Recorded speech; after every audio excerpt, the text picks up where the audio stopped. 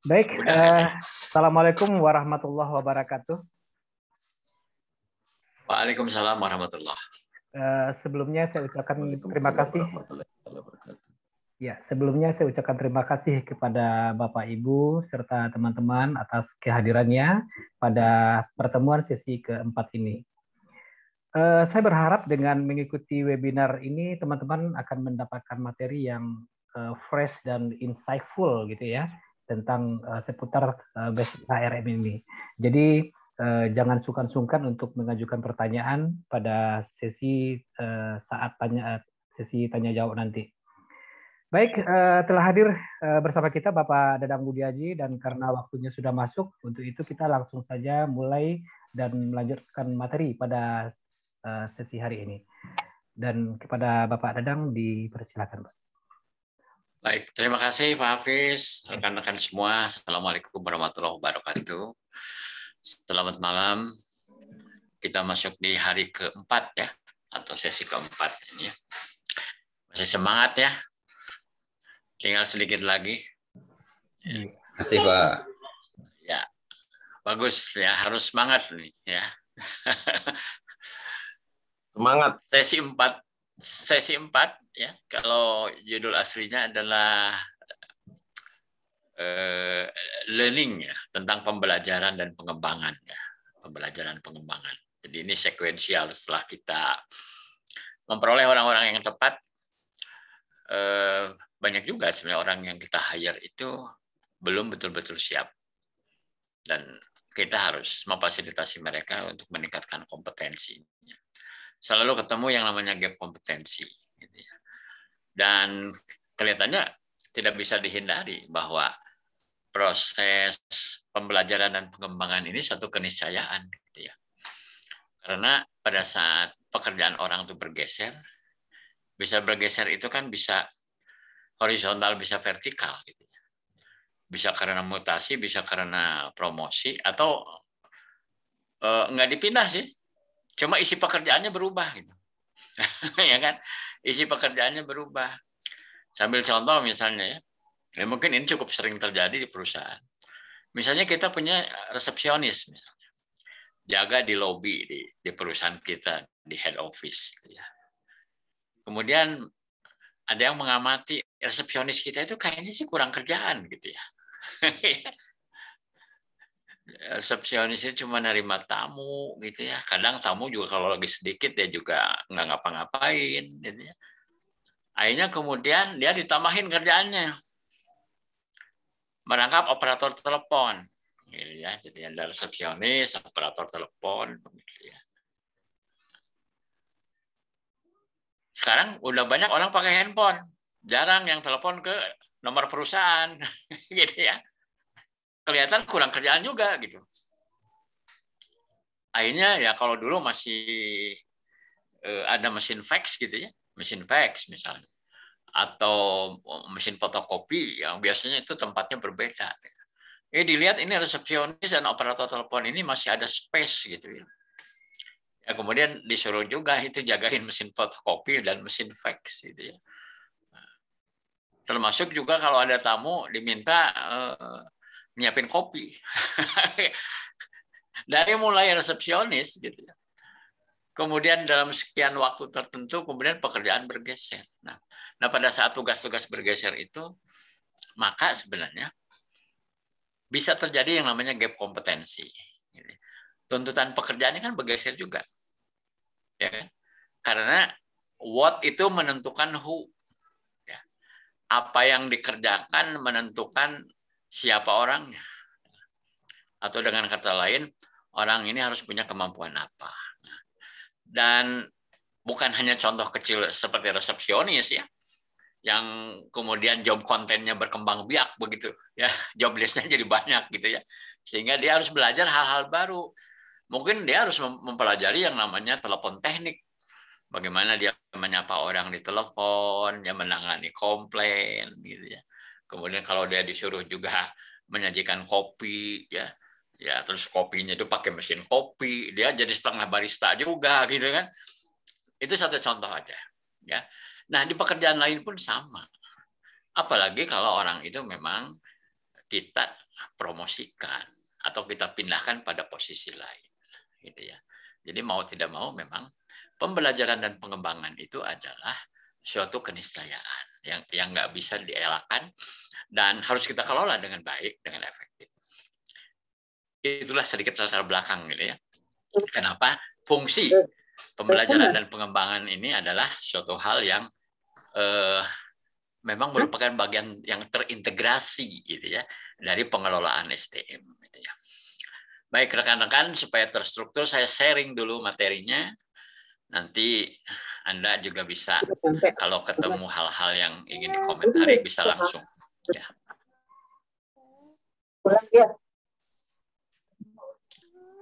Pak Hafiz mungkin bisa bantu untuk mute dulu ya. Jadi aku tutup lagi ya. Oke, ini materinya. Sudah kelihatan ya?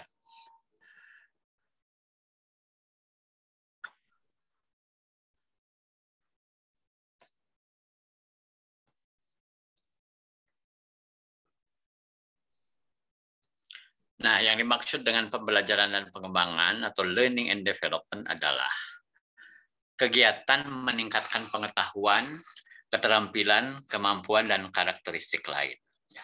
Kita harus sudah mulai akrab nih dengan ada 3 huruf ini, KSAO. KSAO singkatan dari knowledge, skill, ability, and other characteristic. Ya, knowledge, skill, ability, and other characteristic. Nah, itulah yang sebenarnya disebut kompetensi.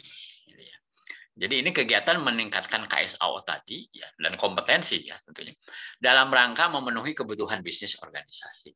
Jadi yang menjadi rujukan itu kebutuhan bisnis organisasi.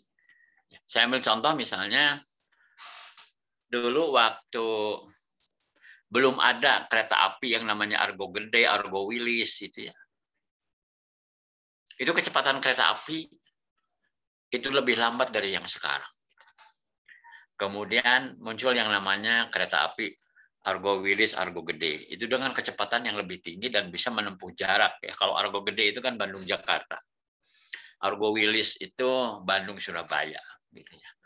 Nah, mungkin itu hanya sekedar menambah kecepatan atau ada beberapa fasilitas yang agak berbeda dibanding kereta api generasi sebelumnya. Tapi kemudian ternyata bahwa orang-orang yang bertugas ya, di kereta api jenis baru ini, itu tuntutan keterampilannya berbeda, bergeser. Nah, pada saat terjadi yang namanya gap kompetensi ini, mau nggak mau PT Kereta Api itu harus menyiapkan pembelajaran dan pengembangan sesuai kebutuhan bisnis organisasi. Ya. Sebentar lagi pun hal serupa akan terjadi lagi. Kita akan memiliki kereta cepat Bandung-Jakarta. Ya, kalau sekarang Argo Gede gitu ya atau Parahyangan rata-rata mungkin kecepatannya antara 80 sampai 100 km per jam. Nanti akan menjadi berapa? Bisa 2 kali lipat kecepatannya. Dengan fasilitas yang berbeda gitu ya. Maka kru ya atau SDM yang ditugaskan di kereta cepat ini pun akan berbeda ini profil tuntutan kompetensinya. Ya. Jadi pada saat bisnis berkembang, teknologi berkembang, customer-nya juga berubah, mau tidak mau, ya, maka kita perlu ya menyiapkan pembelajaran dan pengembangan. Jadi ini sesuatu yang dinamis. Jadi salah kalau menganggap bahwa training itu cuma event, udah cukup aja sekali gitu di awal gitu, udah kemudian dianggap selesai gitu. Itu keliru. Ya. Pembelajaran, pelatihan, dan pengembangan ini bukan sebuah event, tetapi suatu proses yang berkesinambungan. Gitu ya. Jadi tidak bisa dipungkiri. Memang itu akan berjalan terus seperti itu. Ya. Baik.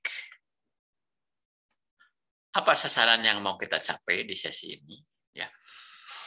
Sasaran belajarnya diharapkan kita bisa memahami teori dan pendekatan pembelajaran, merancang dan menerapkan berbagai kegiatan pembelajaran dan pengembangan, misalnya program pelatihan, program pembinaan, dan pendampingan dan tugas pengembangan. Jadi di sini termasuk sebenarnya adalah aktiviti seperti coaching and mentoring, gitu ya. Coaching and mentoring itu masuk. Jadi bukan hanya sekedar ngumpulin orang di aula terus dikasih pelatihan, ya. Bukan hanya yang konvensional seperti itu, gitu ya. Kemudian juga mengembangkan dan menerapkan struktur ya atau tatanan untuk berbagi, ya, untuk bisa orang saling sharing pengetahuan dan informasi dan memastikan retensi pengetahuan. Jadi pengetahuan itu harus disebar dan dipertahankan, ya. Dan keterampilannya juga, ya, terutama yang memang sungguh-sungguh dibutuhkan oleh organisasi kita. Kemudian juga diharapkan kita bisa mengevaluasi efektivitas dan dampak program pembelajaran dan pengembangan ini terhadap perilaku kerja karyawan sehari-hari. Ya kan jangan sampai begini, kita ngabisin uang banyak gitu untuk menyelenggarakan training gitu ya. Program-program pengembangan, workshop. Tapi kita tidak mengevaluasi. Mungkin saja kita menghabiskan uang banyak di perusahaan, itu bisa mungkin miliaran rupiah gitu. Tapi kan pertanyaannya, ada dampaknya tidak? Untuk itulah memang perlu dievaluasi. Nah, kemudian beberapa indikator indikator kemampuan ya, yang seyogianya kita sebagai pengelola SDM bisa menguasai ya, dalam subjek pelatihan dan pengembangan ini. Pertama adalah menggunakan praktik terbaik untuk mengevaluasi data tentang kesenjangan kompetensi. Jadi ini yang harus digarisbawahi, kesenjangan kompetensi atau kompetensi gap. Ya. Jadi misalnya tuntutannya setinggi ini, gitu ya, misalnya tuntutannya setinggi ini, tapi orang yang memegang jabatan itu setinggi ini di bawahnya. Berarti di sini ada suatu ruang. Ruang inilah yang disebut kompetensi gap. Harusnya dia itu menguasai suatu skill itu dengan skor 100 misalnya kan. Ternyata dia baru 70. Ya. Tingkat skill levelnya itu. Maka yang 30 ini disebut kompetensi gap. Nah, untuk menutup kompetensi gap ini salah satunya dengan cara pelatihan dan pengembangan. Jadi tidak bisa dibiarkan begitu saja. Biarkan dia mengikuti arus ya. Mungkin memang dia sadar nggak sadar akan belajar juga gitu ya. Tetapi kan itu tidak terstruktur, tidak terskenariokan dengan baik gitu. Jadi kita nggak tahu gitu ya. Ibarat orang suruh pergi ke suatu tempat yang dia tidak tahu, belum hafal gitu. Tidak dikasih peta gitu maksudnya kan. Jadi itu yang disebut trial and error kan gitu ya. Dan kalau trial and error itu kan biasanya tuh biayanya jadi mahal gitu ya. Karena kita hanya coba-coba gitu ya. Nah, berikutnya adalah membuat rencana pengembangan individu atau IDP ya. Individual Development Plan. Bekerja sama dengan supervisor dan karyawan. Jadi setiap orang itu seharusnya punya yang namanya IDP ini. Individual Development Plan. Tahun ini saya harus belajar apa? Untuk menutup gap kompetensi tadi. Ya. Kemudian menggunakan praktik terbaik untuk mengembangkan dan menyampaikan kegiatan pembelajaran dan pengembangan yang menutup kesenjangan dalam kompetensi dan keterampilan karyawan. Ya. Jadi kita harus melihat best practice yang mungkin sudah dilaksanakan oleh perusahaan-perusahaan terkemuka, gitu ya. Kalau di Indonesia misalnya mungkin yang sering menjadi benchmark rujukan itu adalah salah satunya ya, itu Astra International. Ya, dia punya yang namanya Corporate University. Ya, kalau dulu mungkin populernya itu Pusdiklat, gitu ya, Pusat Pendidikan dan Pelatihan gitu, Astra ya. Lokasinya itu di Sunter ya, Jakarta Utara, gitu ya. Itu Corporate University-nya Astra ya, yang dalam bidang pelatihan pengembangan itu sering menjadi kiblat banyak perusahaan di Indonesia. Ya. Dan yang lain juga saya kira banyak BUMN ya, termasuk juga dunia perbankan nasional untuk perusahaan-perusahaan bank yang papan atas gitu ya. Ya misalnya kita lihat seperti Mandiri, Bank Mandiri itu punya Corporate University ya. Kemudian PLN ya, Telkom. Telkom juga itu salah satu yang cukup menonjol ya. Telkom tuh punya corporate university-nya ya. Lokasinya di sana di Geger Kalong ya. Geger Kalong yang di bawah itu apa? Geger Kalong Hilir ya. Gerlong Hilir. Kalau yang di atas kan Girang yang dekat UPI gitu ya. Dan yang bawah gitu ya. Kalau dulu itu kan MBA Bandung gitu. Ya, sekarang itu menjadi Telkom Corporate University. Itu bukan Telio yang di Bojong Soang, di Bandung Selatan beda lagi gitu ya.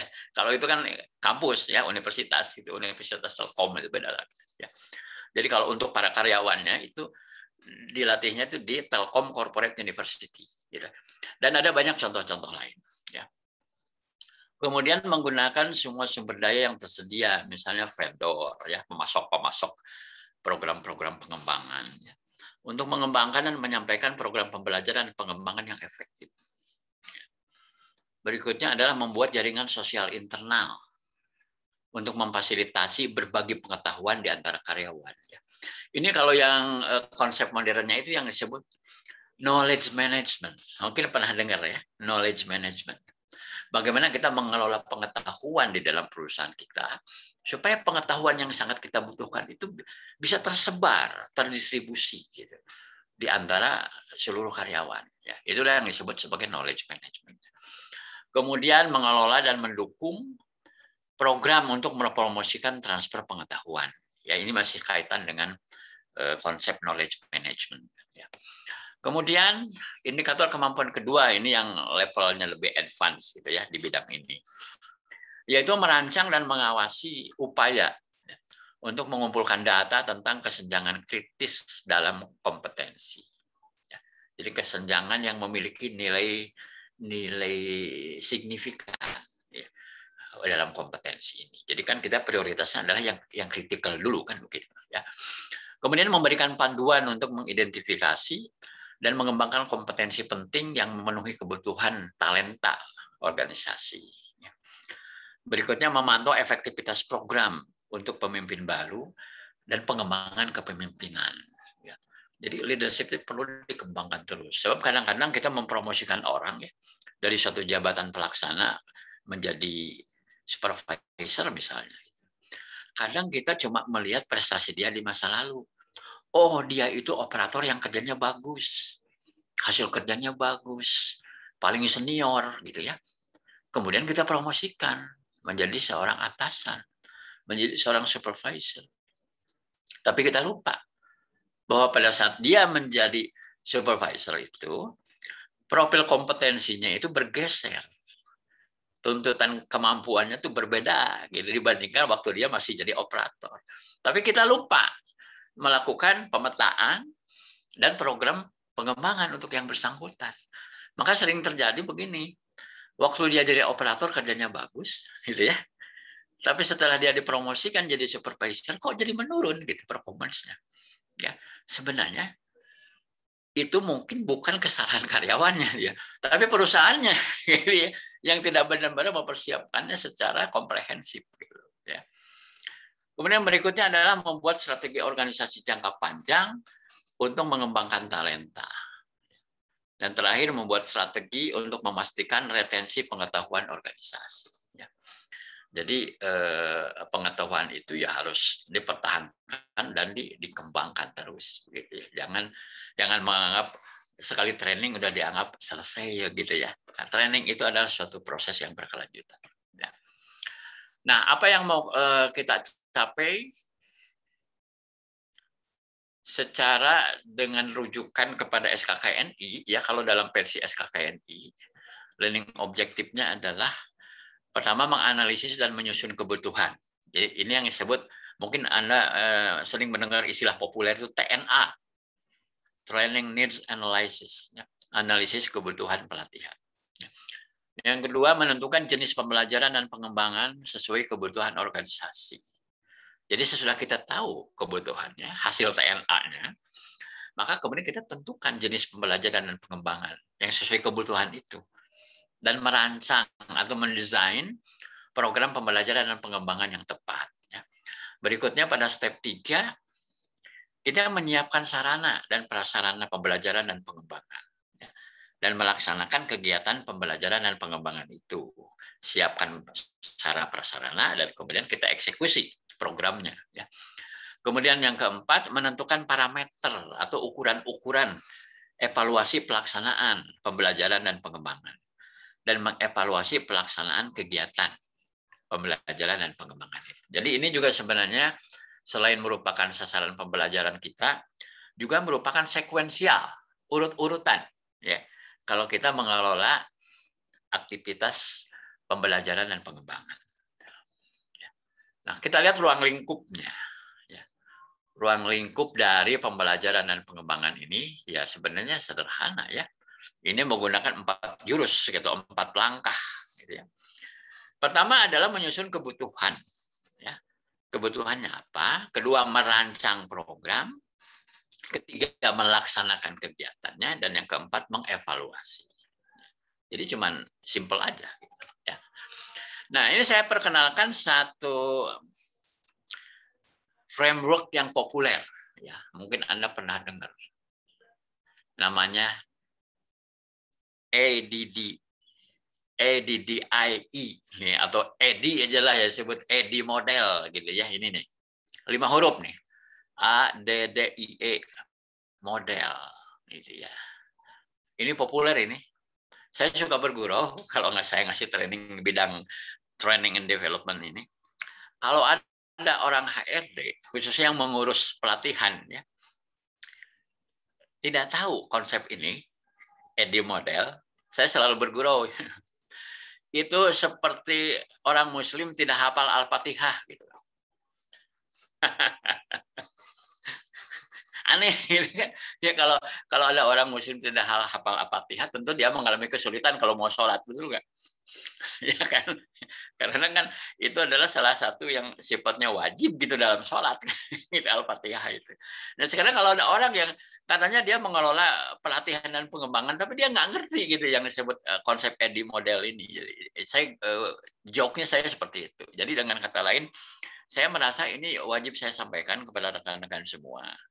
Kalau kita ingin memahami yang disebut konsep dan framework pelatihan pengembangan itu, maka ini adalah salah satu alat bantu yang the legend lah, ya, konsep yang legendaris gitu ya. Kalau kita bicara tentang konsep pembelajaran dan pengembangan. Ya. Coba kita lihat apa sih model pelatihan EDI itu.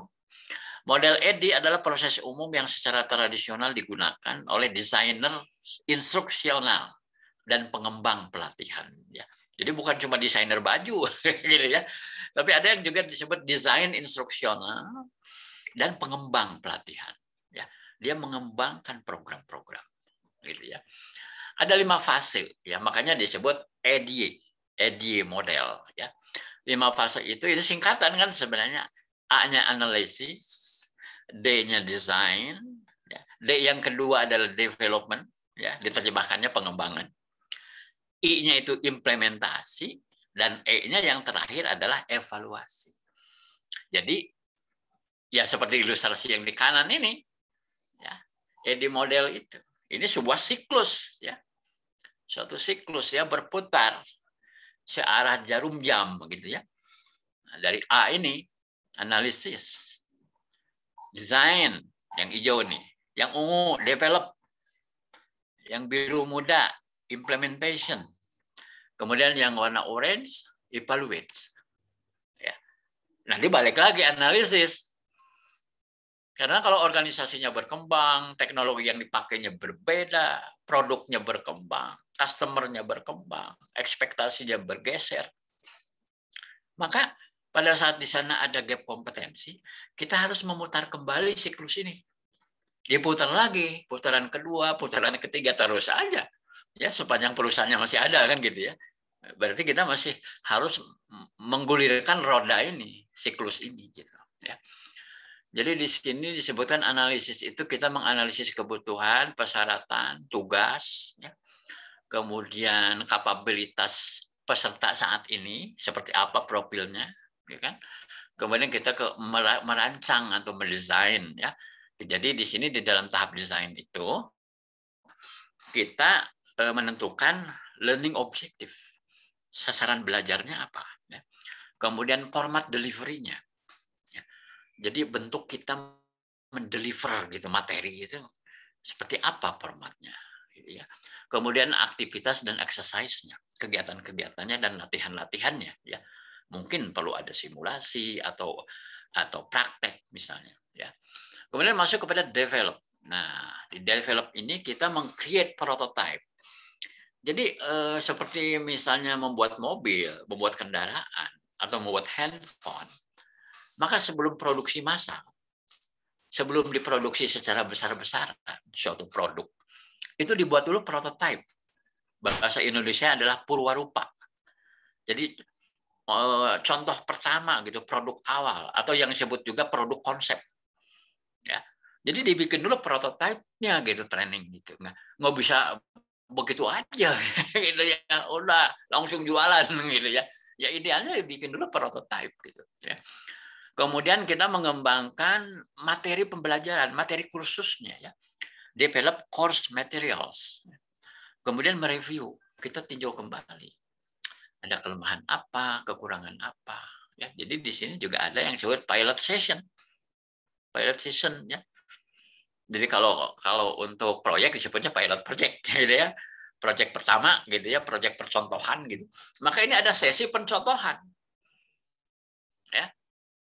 Atau kadang-kadang mungkin yang pertama itu disebut pesertanya session ini ya.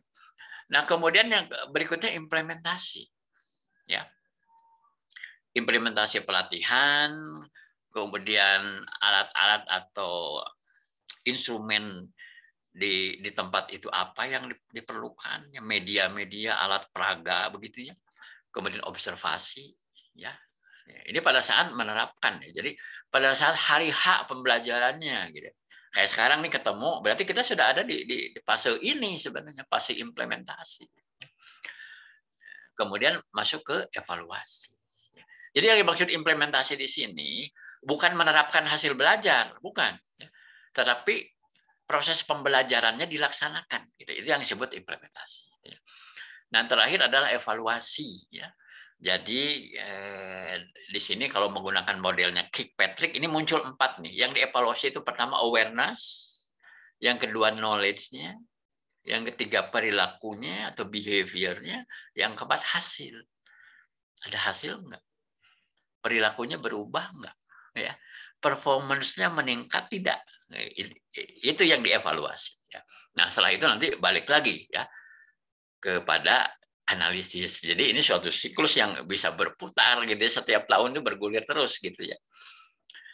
Nah, ini saya agak lama cerita di sini karena sebenarnya gini, kalau Anda sudah paham betul konsep ini, slide yang ini ya, kayaknya udah lulus sebenarnya. Udah lulus gitu ya. Yang lain-lainnya kan sebenarnya adalah apa ya? Mungkin hanya pelengkap-pelengkap saja sebenarnya. Kalau kita menguasai betul ya. Ini bukunya tebal sebenarnya. Betul. Tebal, nggak cuma nyeritain ini aja Edi gitu ya, tapi bukunya bisa tebal gitu ya. Nah, sebelum saya lanjut, silakan mungkin ada pertanyaan boleh. Ya, karena saya pikir konsep inilah yang paling penting gitu untuk dikuasai. Silakan.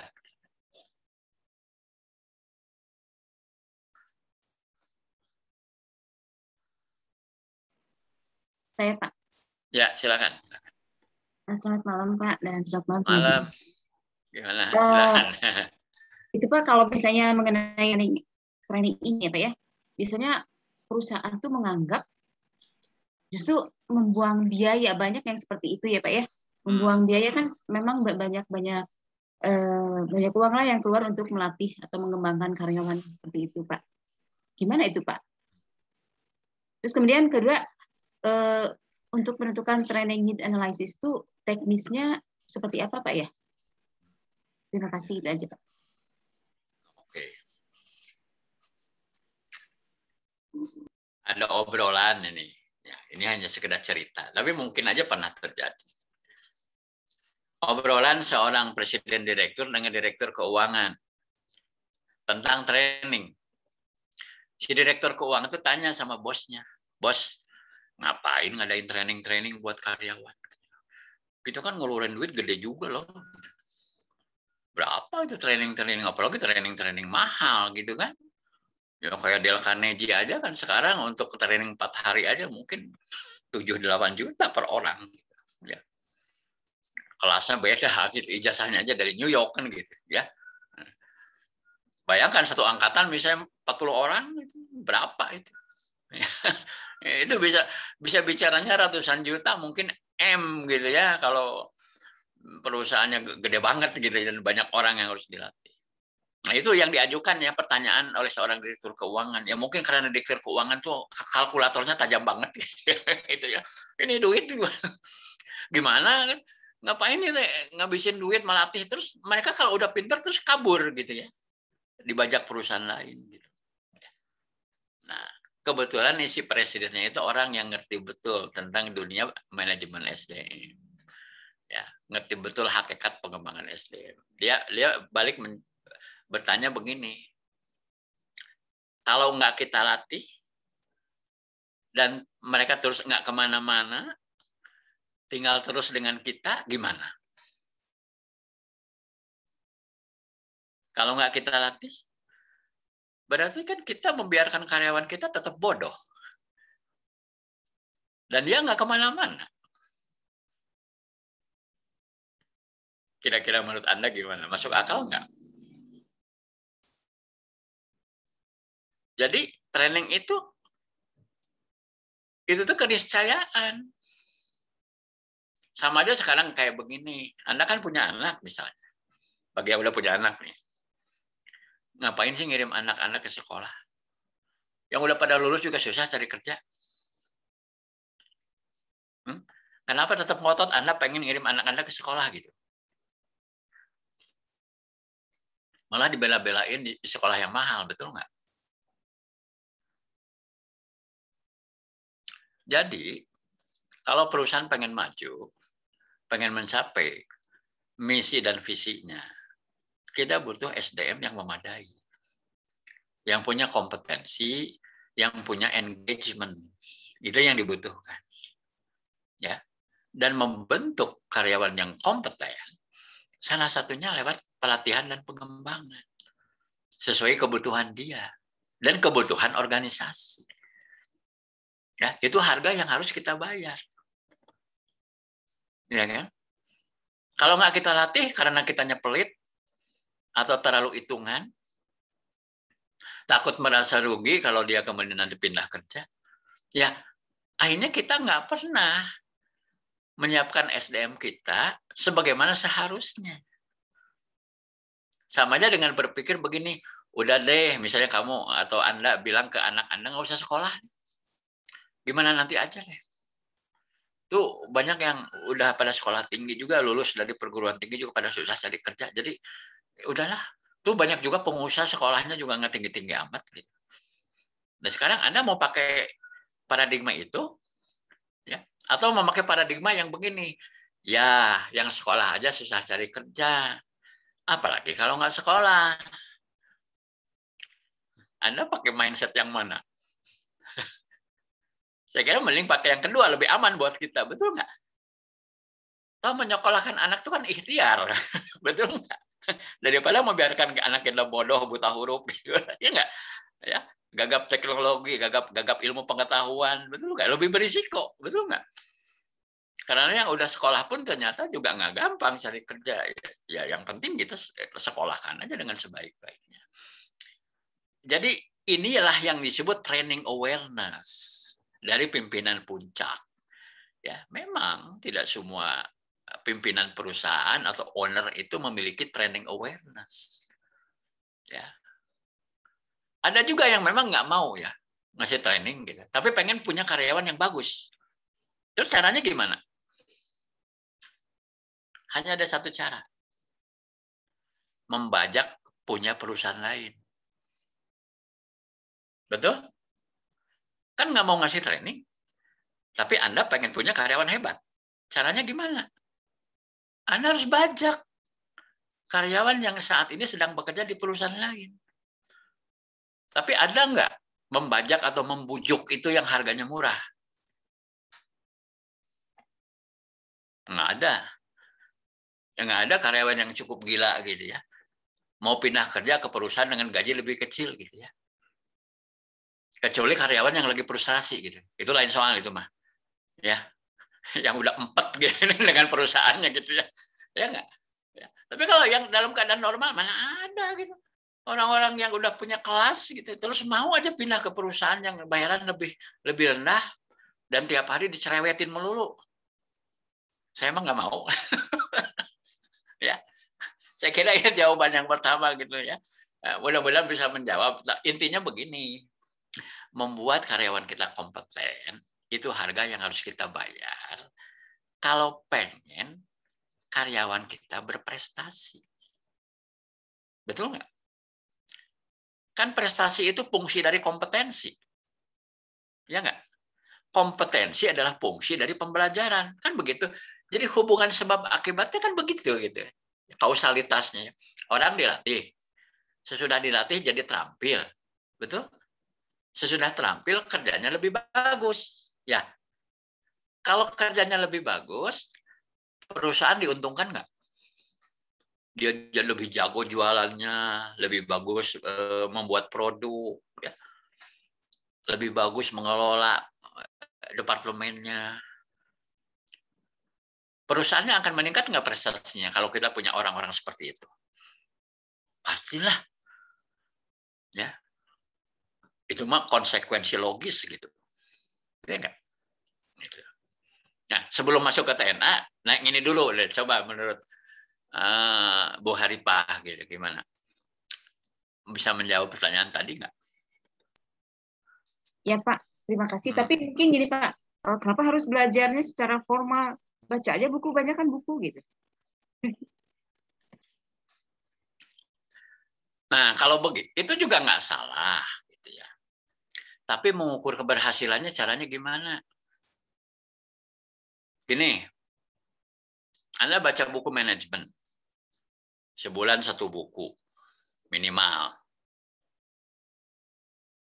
Tapi bisa nggak dengan Anda baca buku itu kemudian Anda dapat dipastikan memang sudah menguasai ilmu manajemen itu. Mengukur hasil belajarnya bagaimana? Ya. Memang ada orang-orang hebat ya yang bisa melakukan otodidak. Ada gitu ya. Tapi otodidak itu kan artinya kita nggak punya standar yang pasti gitu. Orang otodidak gitu. Betul nggak? Ya kalau orang otodidaknya sekelas Haji Agus Salim misalnya ya, Bung Hatta gitu. Wah itu mah orang-orang jenius. Ya. Haji Agus Salim bisa menguasai berapa bahasa itu. Dan itu kan salah satu diplomat pertama di Indonesia, Haji Agus Salim. Dia bisa bicara mungkin 7 atau 10 bahasa begitu. Dan dia nggak kuliah. Gitu. Sekarang gini, karyawan kita setipe Agus Salim atau gimana? Gitu pertanyaannya gitu. Ya nggak? Apalagi sekarang. Orang belajarnya lewat TikTok gitu ya. Baru bisa masuk. Dikasih buku mah cuma dilihat jilidnya aja, terus ditaruh. Nggak diapa-apain. Ya, betul nggak? Rajin baca buku pun kalau nggak daftar di universitas kan nggak pernah bisa wisuda. Gitu. Iya nggak? Ya. Ada orang-orang hebat yang otodidak. Ya kalau itu contoh dalam sejarah atau Haji Agus Salim, Bung Hatta, gitu ya. Ada nih motivator Indonesia yang top. Dia tuh nggak pernah sekolah, mungkin cuma sampai SD. Gitu. Tapi dia jadi pengusaha sukses dan jadi motivator. Pengen tahu siapa? Andri Wongso. Tahu Andri Wongso? Nah, saya kenal baik sama beliau. Ya, salah satu idola saya. Pengetahuannya luas. Memang tiap hari baca buku. Lebih-lebih dari saya. Dia mah nggak pernah kuliah. Lalu dia ngakunya latar belakang pendidikan saya adalah Universitas Kehidupan.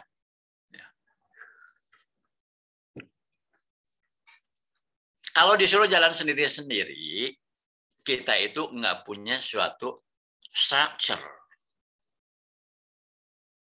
Jadi tidak jelas kurikulum dan silabusnya. Ya enggak? Karena kita kan dalam konteks perusahaan. Ya enggak? Jangan-jangan kita kasih buku, dia suruh baca, tapi yang dia bacanya itu sebenarnya nggak sesuai kebutuhan. Pertanyaannya, bisa mendongkrak prestasi enggak? Kalau yang dia baca itu, ya, bukan yang dibutuhkan. Itu yang pertama. Kedua, baca buku itu hanya meningkatkan knowledge. Hanya nambah pengetahuan. Kalau Anda pengen anak Anda jago berenang, tapi Anda nggak mau bawa anak Anda ke kolam renang, suruh baca aja buku cara berenang. Ya, nanti minggu depan suruh dia langsung terjun di kolam renang dengan kedalaman 3 meter. Kamu kan sudah baca buku. Ya, kan udah baca buku berenang tuh. Nah, saya berenang sekarang. Berani nggak? Dijamin tuh anak kelelep gitu. Karena metodologinya salah. Kalau kita ingin mengajarkan keterampilan, harus banyak praktek. The skill of doing comes from doing. Bukan comes from reading or listening. Because yang kita inginkan adalah the skill of doing. Keterampilan melakukan sesuatu. Ya. Membaca itu paling ngerubah apa? Hanya nambah pengetahuan kok. Tapi tidak mengubah keterampilan. Dan belum tentu juga mengubah sikap. Ya. Belum tentu misalnya orang baca buku kemudian sikap-sikapnya berubah gitu. Mungkin perlu treatment yang lain. Buku diperlukan tapi sebagai salah satu alat bantu gitu. Ya. Gitu kurang lebih. Silakan. Mau dilanjutkan lagi pertanyaannya, silakan. Jangan sungkan-sungkan. Itu Pak. Cukup ya. Cukup. Pak. Sekarang, Ya. Yang lain ada yang mau tanya, silakan. Pak Budi, silakan. Pak, maaf menyambung pertanyaan dari Bu Hari, Pak. Apa saja Pak indikator keberhasilan dari pelaksanaan pelatihan pengembangan SDM ini?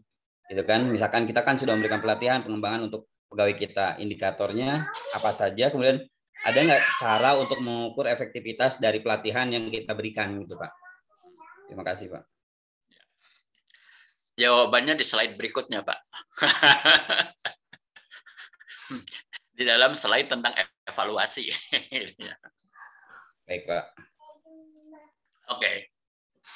Yang dekat itu yang TNA yang tadi Bu Haripah tanyain TNA, ya, analisis kebutuhan pelatihan. Analisis kebutuhan pelatihan itu bisa kita lakukan dengan 2 perspektif. Pertama adalah perspektif individu dari karyawannya, gitu ya. Kedua adalah perspektif organisasi. Organisasi menganggap perlu karyawan itu berlatih sesuatu karena punya tujuan, gitu ya, punya target baru, punya strategi baru, yang mungkin itu tuh belum kepikir oleh karyawannya, ya kan? Apalagi karyawannya sebenarnya belum punya yang namanya cita-cita karir, gitu ya, atau inspirasi karir, gitu ya. Dia cuma ngerasa di pekerjaan saya sekarang, saya mungkin harus belajar apa. Gitu. Kadang-kadang pada saat dia ditanya, misalnya kamu butuh training apa? Banyak juga yang nggak kepikir bahwa kira-kira 5 tahun lagi saya butuh apa ya. Gitu. Kebanyakan cuma mikirnya untuk kondisi saat ini. Ya kan, oh saya tuh belum bisa, ini menggunakan Excel, rumus makronya itu saya belum ngerti. Ya bisa, itu kebutuhan pelatihan. Dari sudut individu untuk kebutuhan saat ini. Ya kan? Nah, kalau dari perspektif organisasi kan biasanya itu jangkauan strategis. 5 tahun ke depan misalnya, 3 tahun ke depan. Misalnya perusahaan mau beli mesin baru.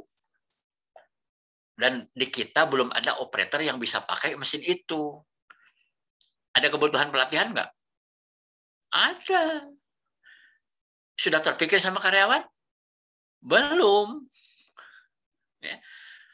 Maka dari dua sumber itulah kita harus kombinasikan. Kebutuhan pelatihan itu bersumber dari pertama perspektif individu, ya. Yang kedua perspektif perusahaan. 3 tahun, 5 tahun ke depan itu ada nggak keputusan-keputusan strategis yang berdampak kepada munculnya kompetensi gap, sehingga orang-orang itu harus disiapkan dari sekarang gitu. Saya percaya itu yang namanya kru kereta cepat itu saat ini sedang disiapkan loh itu. Mereka harus belajar apa, ya kan? Dan itu kebutuhan organisasi. Karyawannya nggak kepikir gini, saya harus belajar apa pada saat saya kerja menjadi kru kereta cepat. Nggak kepikir. Ya memang bukan bagian dia kok. Nggak kepikir juga nggak apa-apa gitu ya. Justru yang harus mikir adalah top manajemennya. Ya kan, top manajemennya yang harus mikir. Nanti karyawan saya itu 3 tahun lagi, 5 tahun lagi, ya harus bisa apa. Gitu. Termasuk operasional dari jalan tol, kalau sudah menggunakan high tech gitu kan. Ya kayak dulu kan. Dulu ada penjaga gerbang tol yang sambil nawarin sonsi gitu ya, vitamin C. Gitu ya. Sekarang kan udah nggak ada. Ya nggak? Nggak ada semua. Ya. Di Singapura, di Malaysia kan untuk check out dari pintu tol itu sudah nggak pakai kartu. Gitu. Itu sudah pakai ada scan otomatis. Gitu. Ya. Jadi kita belum dipakai teknologinya. Mungkin belum siap. Atau sebab lain. Ya. Teknisnya bagaimana? Nah, teknisnya adalah kalau yang dari perspektif individu, ya, kita bisa menggunakan alat bantu kuesioner dan wawancara. Alat bantu kuesioner dan wawancara. Ya. Nanti saya tampilkan contoh-contohnya, gitu ya. Nah, dari perspektif organisasi, ya, kalau itu kan top down, ya, dari atas. Di atas itu punya rencana apa, sehingga kemudian muncul kebutuhan-kebutuhan. Ya. Demikian, Bu Haripah. Iya Pak, terima kasih Pak. Ya. Ada yang lain yang mau tanya? Silakan.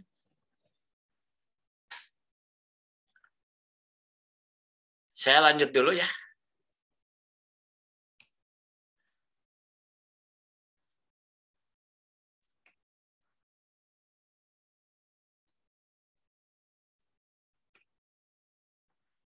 Nah, menyusun kebutuhan. Ini langkah-langkahnya, ya. Bagaimana kita menyusun kebutuhan? Data dan informasi terkait kebutuhan dari identifikasi metode penggunaan. Hasil identifikasi dan analisis untuk menentukan kebutuhan pembelajaran pengembangan. Step 3, kebutuhan pembelajaran pengembangan dikompilasi ya berdasarkan pengelompokan yang sesuai dengan kebutuhan organisasi. Dan terakhir, prioritas pembelajaran pengembangan ditentukan sesuai dengan tingkat kepentingan dan ketersediaan sumber daya di dalam organisasi. Ya. Nah, ini model TNA ya, yang tadi Ibu tanyakan itu ya, model TNA.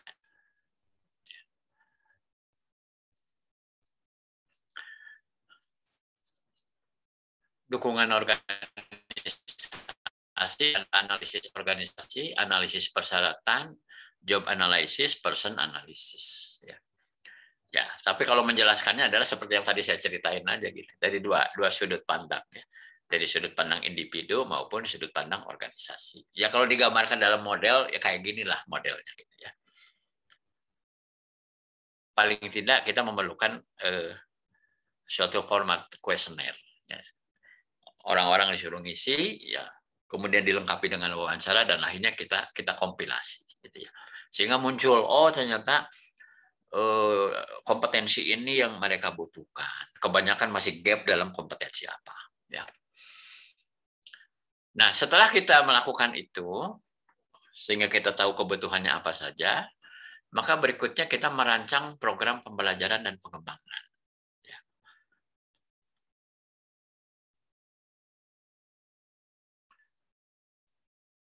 Ini ada ilustrasi mengenai flow gitu ya. Bagaimana merancang pembelajaran ya. Untuk mengajar itu adalah untuk memodelkan dan mendemonstrasikan. Untuk belajar itu adalah untuk berpraktek dan merefleksikan. Ya. Nah, merancang itu step-stepnya kurang lebih seperti ini. Jenis pembelajaran dan pengembangan diidentifikasi berdasarkan hasil analisis kebutuhan. Jenis pembelajaran dan pengembangan ditentukan sesuai dengan efektivitasnya dalam menutup kesenjangan kompetensi. Step 3, program pembelajaran dan pengembangan disusun sesuai dengan tujuannya. Terakhir, program pembelajaran dan pengembangan ditetapkan sesuai dengan ketersediaan sumber daya organisasi.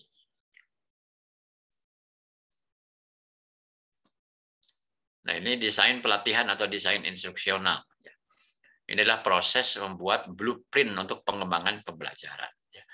Jadi hal-hal yang perlu dipikirkan itu diantaranya adalah dari sisi konten, rencana, ya, desainnya, teknologi, dan delivery-nya. Jadi 5W1H-nya itu kita susun di sini. Rancangan pembelajaran. Ya. Nah, bagian penting di dalam desain instruksional itu sebenarnya adalah sasaran belajar. Ya. Ini perlu saya sampaikan karena sering ini terlupakan. Bahwa sebenarnya sebelum kita, seperti sekarang ya, kita ada training-training kayak gitu. Maka jangan dulu bicara konten, gitu ya. Tapi kita tentukan dulu sasarannya apa.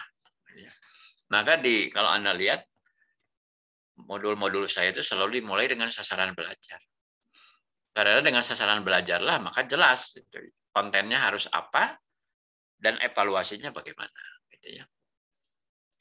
Nah, misalnya Anda sering mungkin melihat frase atau kata-kata seperti ini. Setelah pelatihan, peserta dapat, diharapkan peserta dapat. Nah, ada 3 domain atau 3 ranah. Ya. Ada ranah kognitif atau knowledge, ya. Ada ranah afektif atau attitude, dan ada ranah psikomotorik atau skill, keterampilan. Ya. Ini contoh-contoh nih kata kerja aktif. Kalau kognitif itu misalnya kata-kata mengetahui, memahami, dan seterusnya. Tapi kalau ranahnya attitude, misalnya kata kerjanya itu menyadari, menerima. Ya. Kalau psikomotorik atau keterampilan, ya, contoh kata kerja aktifnya itu adalah menerapkan, memperagakan, dan seterusnya. Ya. Dan ini adalah bagian yang paling penting. Ya. Dan kaitan dengan PNA itu, maka apa yang dirumuskan di sini harus menuju kepada menutup gap kompetensi tadi yang kita temukan pada saat kita melakukan TNA. Gitu. Ya. Nah, ini sedikit aja lah contoh ya, sambil mencoba latihan ini ya. Ini contoh kita membuat yang namanya sasaran belajar. Ya. Ini kebetulan ada referensi dari pakar pendidikan gitu ya. Hamzah B. Uno yang mengemukakan tentang teknis penyusunan tujuan pembelajaran dalam format ABCD. A itu audience. Siapa audiensnya? Misalnya anak didik atau siswa. Ya. B itu behavior. Perilaku yang dapat diamati sebagai hasil belajar. Ya. C itu adalah kondisi. Persyaratan yang perlu dipenuhi agar perilaku yang diharapkan itu dapat tercapai. Jadi melalui kondisi apa? Melalui cara apa? Ya. Kemudian D-nya itu degree, tingkat penampilan atau tingkat performance yang dapat diterima. Nah, ini sekarang coba siapa yang mau uji coba. Mana ABCD-nya? Misalnya yang nomor 4. Dengan bimbingan praktik, siswa dapat melakukan kegiatan berwudu dengan benar. ABCD-nya yang mana?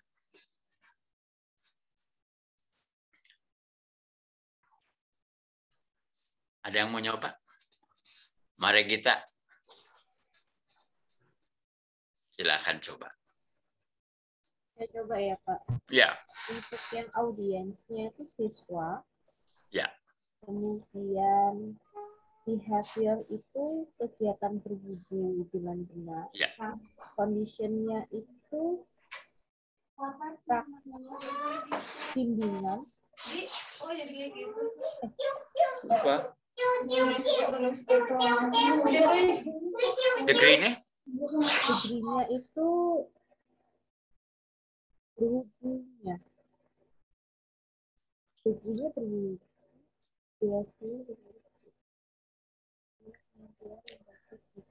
Degree-nya dengan benar kan?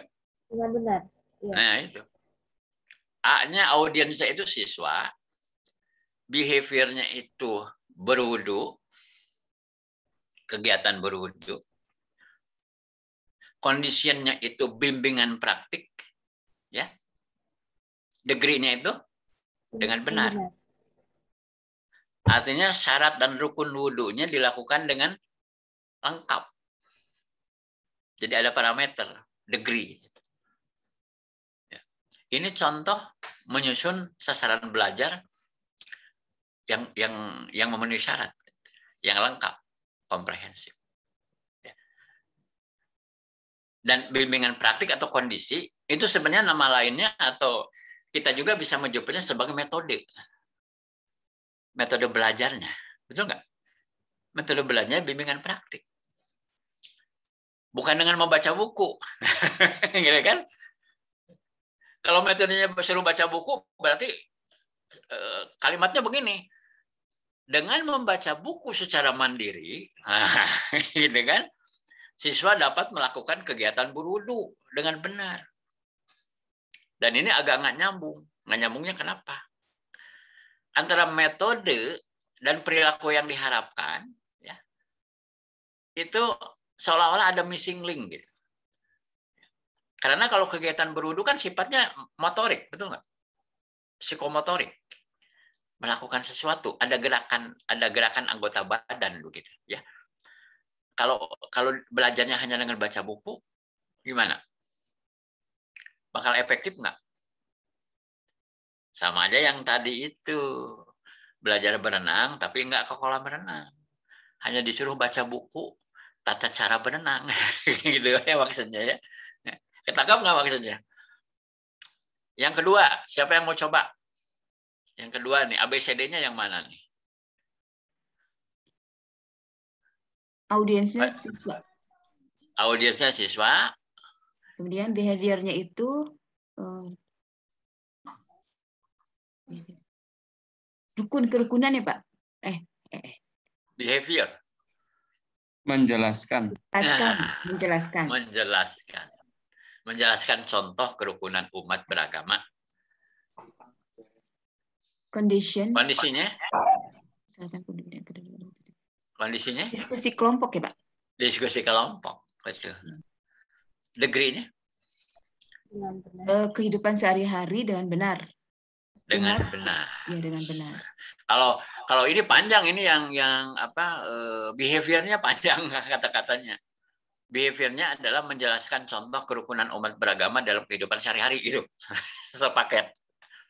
Dengan benarnya itu adalah degree-nya. Ya. Degree ini kualitatif kalau lihat contoh ini. Tapi kalau mau kuantitatif, misalnya disebutkan contoh kehidupan kerukunan umat beragama sebanyak 10 contoh, misalnya 10. Berarti disebutkan kuantitatif. Gitu. Dengan benar, ya dengan benar pun nanti harus ada definisinya. Ya. Dengan benar itu bagaimana? Apakah pengertiannya sama? Orang yang mendengar itu pengertiannya sama dengan kita atau bagaimana? Ya.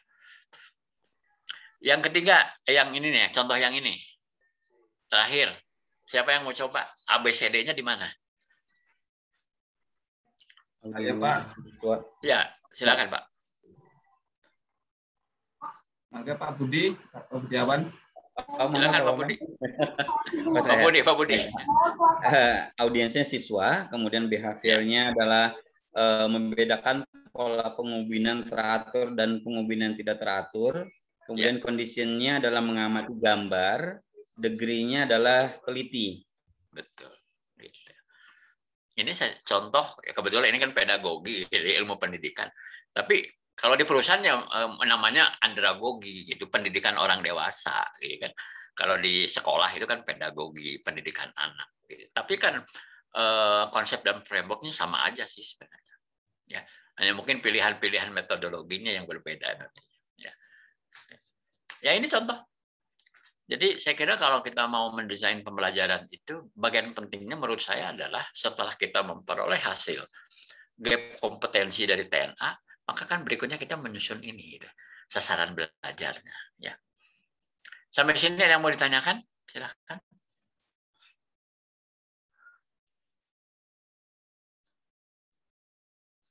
Saya lanjut dulu, ini saya perkenalkan.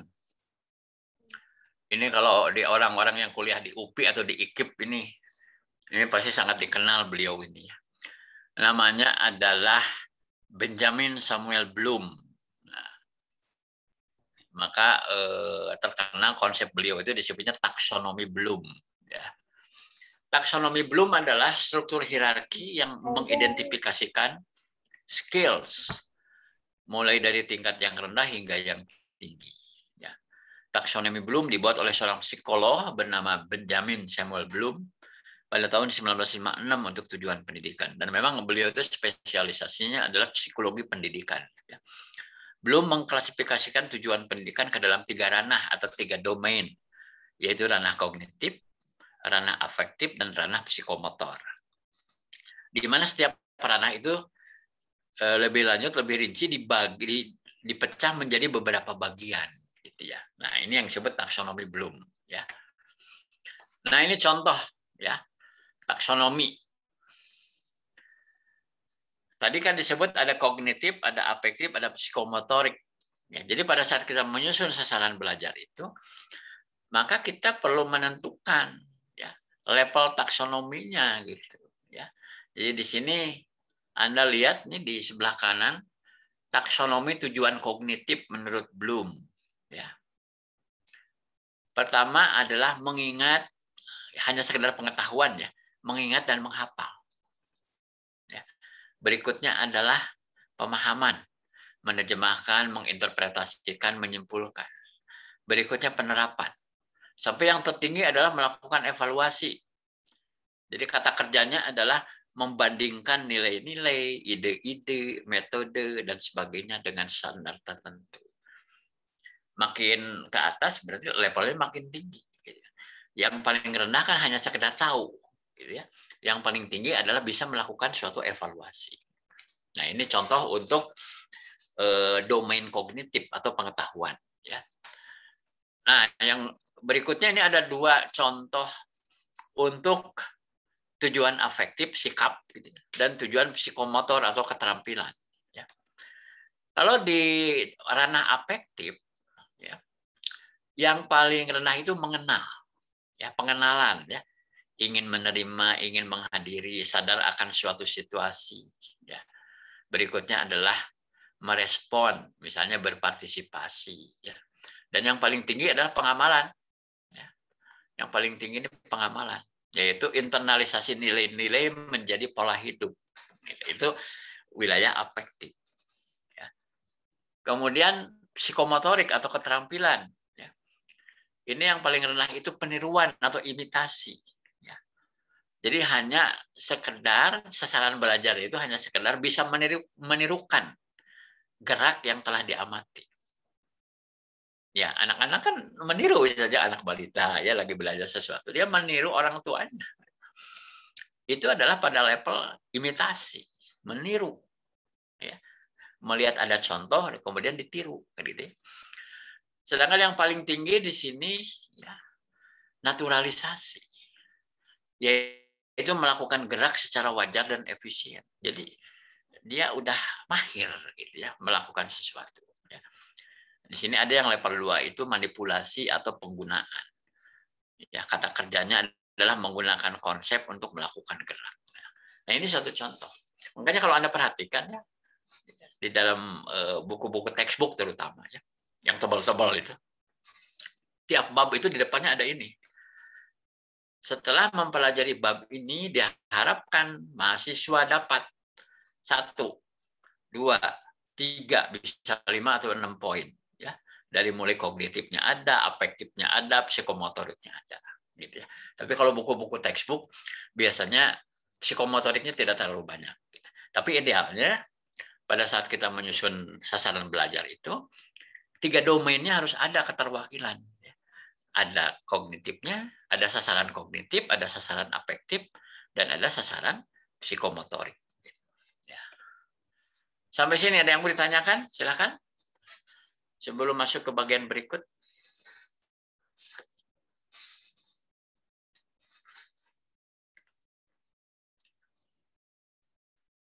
Gimana, makin menarik atau makin bikin pusing ini?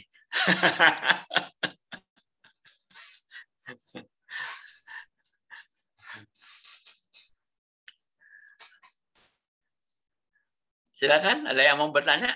Boleh.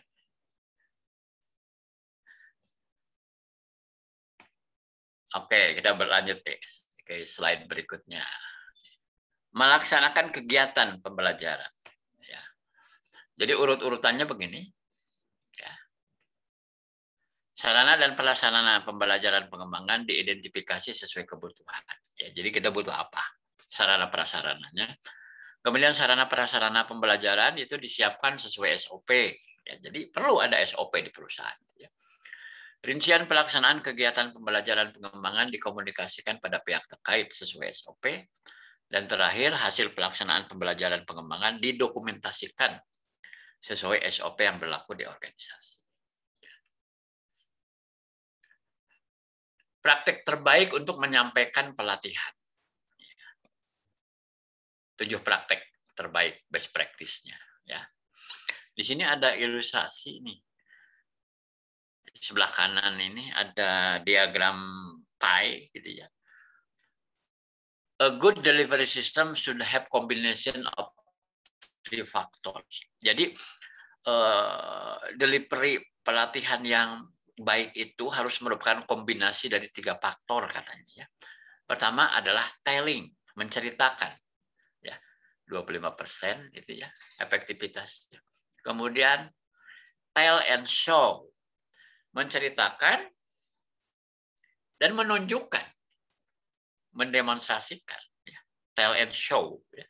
Kalau tell and show itu 50% efektivitasnya. Tapi kalau 3-tiganya ada, tell, show, do, ya, itu efektivitasnya bisa mencapai 70%. Jadi di sini mengandung pengertiannya apa? Ya kalau kita ingin proses pembelajarannya itu efektif, tidak bisa hanya sekedar orang dikasih ceramah gitu ya. Harus ditunjukkan juga. Ada demonstrasi, ada peragaan begitu. Dan kemudian disuruh dia melakukannya. Do nih. Ya. Barulah itu optimal gitu ya, 70% setidaknya bisa tercapai ya. Nah, kalau di dalam kelas misalnya kita ada program pelatihan di dalam suatu ruangan misalnya dalam suatu wadah tertentu ya, tempat belajar lah katakan. Maka ini ada beberapa tips gitu ya. Jadi kita harus bisa mengontrol dan memanfaatkan energi kita sendiri ya. Kalau enggak misalnya orang yang mengalami demam panggung itu udah mulai tidak bisa mengontrol dan memanfaatkan energi. Kedua, tunjukkan minat dan antusiasme. Seorang trainer yang kelihatan kurang berminat dan kurang antusias itu pasti dia mengalami kesulitan untuk bisa menyampaikan materi dengan tepat. Berikutnya cari tahu tentang peserta. Jadi kita harus tahu betul ini karakteristik pesertanya seperti apa, umur berapa, latar belakang pendidikan, posisi apa. Supaya kita bisa melakukan settingan yang tepat bahwa cara kita menyampaikannya itu memang sesuai dengan karakter mereka. Gitu ya. Kemudian yang berikutnya tips yang lain ya.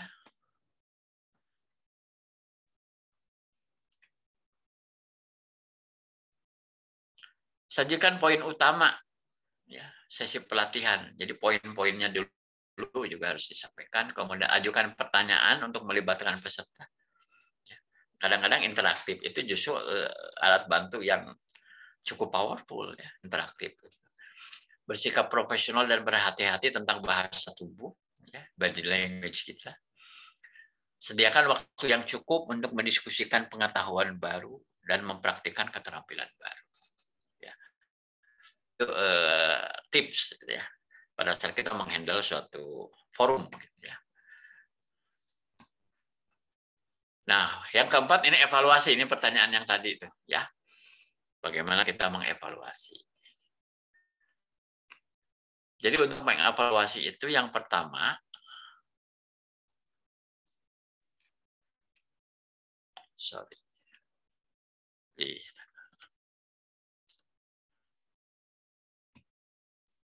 saya ulangi, ya, barusan keluar.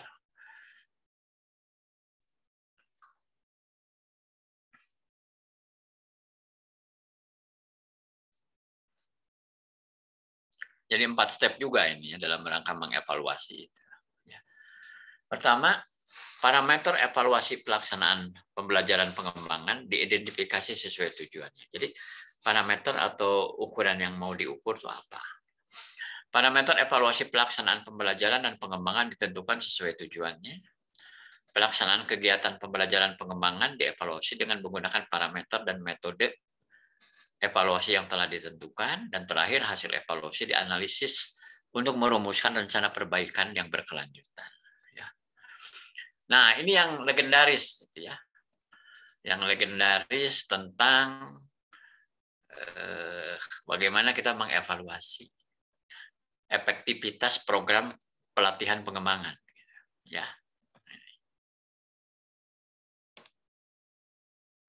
Jadi yang legendaris itu disebut model Kirkpatrick, ya. Kirkpatrick. Bacanya lebih enak dari bawah sebenarnya kalau lihat kata gambar ini ya, hierarki ini. Jadi level yang paling rendah itu adalah mengukur reaksi. Sesudah pelatihan selesai, ya, biasanya kan kita suka dikasih kuesioner tuh, kuesioner atau dikasih kertas kosong aja disuruh nulis kesan dan pesan Anda, gitu ya. Tapi kalau mau terstruktur pakai poin dan skor itu pakai suatu kuesioner dengan pilihan skala gitu, ya. Tapi sebenarnya tujuannya hanya ingin mengetahui reaksi. Jadi di sini pertanyaannya adalah apakah para peserta enjoy dengan training, menikmati proses belajar itu, senang, merasa itu ada gunanya, bermanfaat buat mereka. Itu aja. Mungkin cukup. Nggak usah banyak pertanyaannya. Mungkin 3-5 poin yang ditanyakan. Tapi kita bisa menilai bagaimana reaksi mereka. Nah, itu adalah evaluasi level paling rendah. Evaluasi pelatihan level paling rendah. Ya.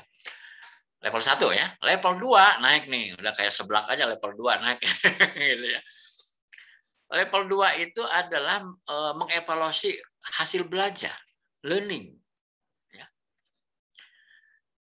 Di sini pertanyaannya adalah, apakah transfer pembelajaran itu tetap? Ya. Nah, yang lazim dipakai itu sebenarnya dengan menggunakan pre-test dan post-test. Jadi sebelum training, ya, peserta dikasih dulu pre-test. Ya, kalau dia belum pernah belajar subjek itu ya pasti nilainya 0 ya. Atau mungkin cuma 10, 20 ya dari skala 100. Nanti sesudah training, dites lagi dengan soal yang serupa. Itu yang disebut post-test. Nanti dilihat before after-nya. Gitu kan? Before after.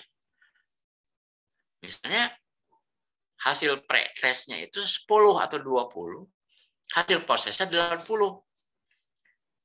Sudah terjadi perubahan nggak? Terjadi perubahan. Berarti setidaknya pengetahuannya bertambah gitu ya. Dari angka 20 menjadi 80. Nah, itu adalah level 2. Contohnya. Bisa juga bentuknya tidak selalu ujian tertulis ya. Bisa saja kan tes praktek. Menjahit misalnya. Ada orang melamar menjadi tukang jahit. Dites dulu. Ya kalau hasil pre-testnya jelek, dia harus belajar dulu, gitu ya. Harus training dulu Udah training, dites lagi. Gimana? Udah bisa nggak menjahit ini? Gitu. Jadi dilihat tuh before after. Ya. Nah, kalau meningkat ya berarti ada hasil, ada efektivitas, ada efeknya. Nah, yang ketiga ini level 3, impact. Pertanyaannya adalah, apakah pelatihan ini mengubah perilaku?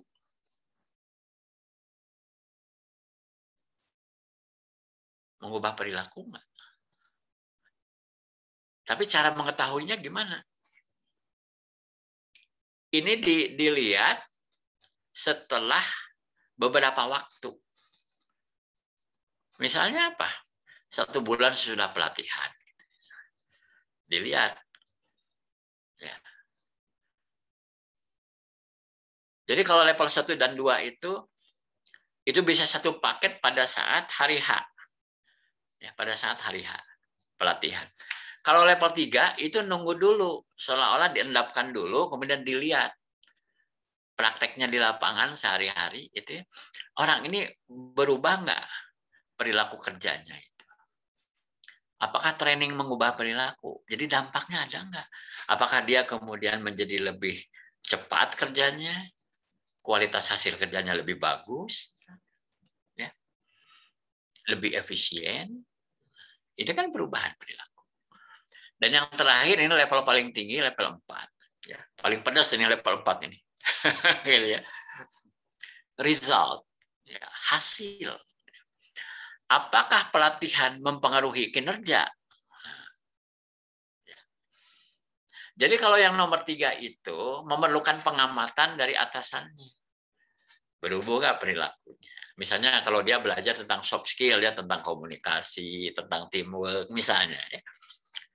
Harus diobservasi sudah sebulan misalnya. Berubah nggak? Gitu ya. Misalnya dia udah training tentang kecerdasan emosi, manajemen kolbu gitu misalnya ya. Jadi bagus tuh gitu. Gitu ya. Dilihat kelakuannya gitu ya. Berubah nggak? Dia menjadi lebih bagus nggak dalam berinteraksi, dalam berkomunikasi. Nah, itu lewat observasi, ya, yang nomor 3 itu. Yang nomor 4, nah, itu kita harus melakukan performance appraisal, evaluasi kinerja, ya. Bisa misalnya di tengah tahun atau di akhir tahun, begitu ya. Apakah training ini mempengaruhi kinerja? Jadi hasil, jadi ke performance, gitu ya. Jadi dari reaksi yang positif akan membuat orang memperoleh hasil belajar tertentu. Knowledge-nya bertambah, skill-nya bertambah, sikapnya juga jadi positif. Ya.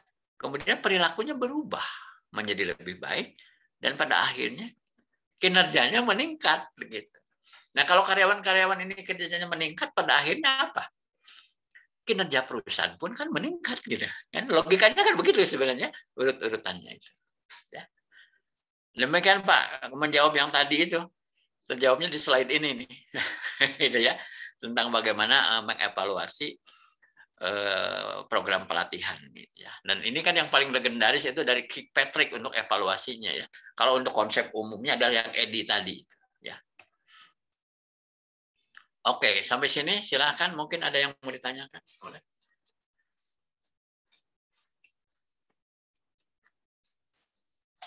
Siapa nih yang belum nanya nih?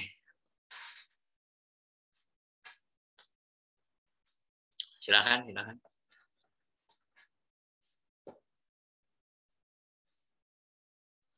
Mbak Ika belum nanya, Mbak Ika. Silakan belum, kalau ada yang belum.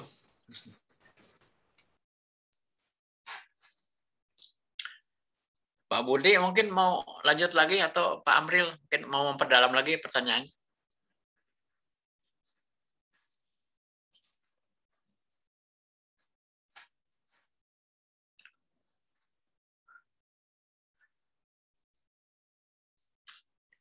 Mbak Haripah gimana?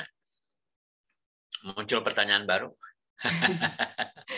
Pak, kalau misalnya sudah dilatih ya, ternyata tidak menimbulkan apa-apa, tuh gimana Pak? Setelah dievaluasi tidak menimbulkan perubahan apapun, terus gimana Pak? Pesantren kan, Bu.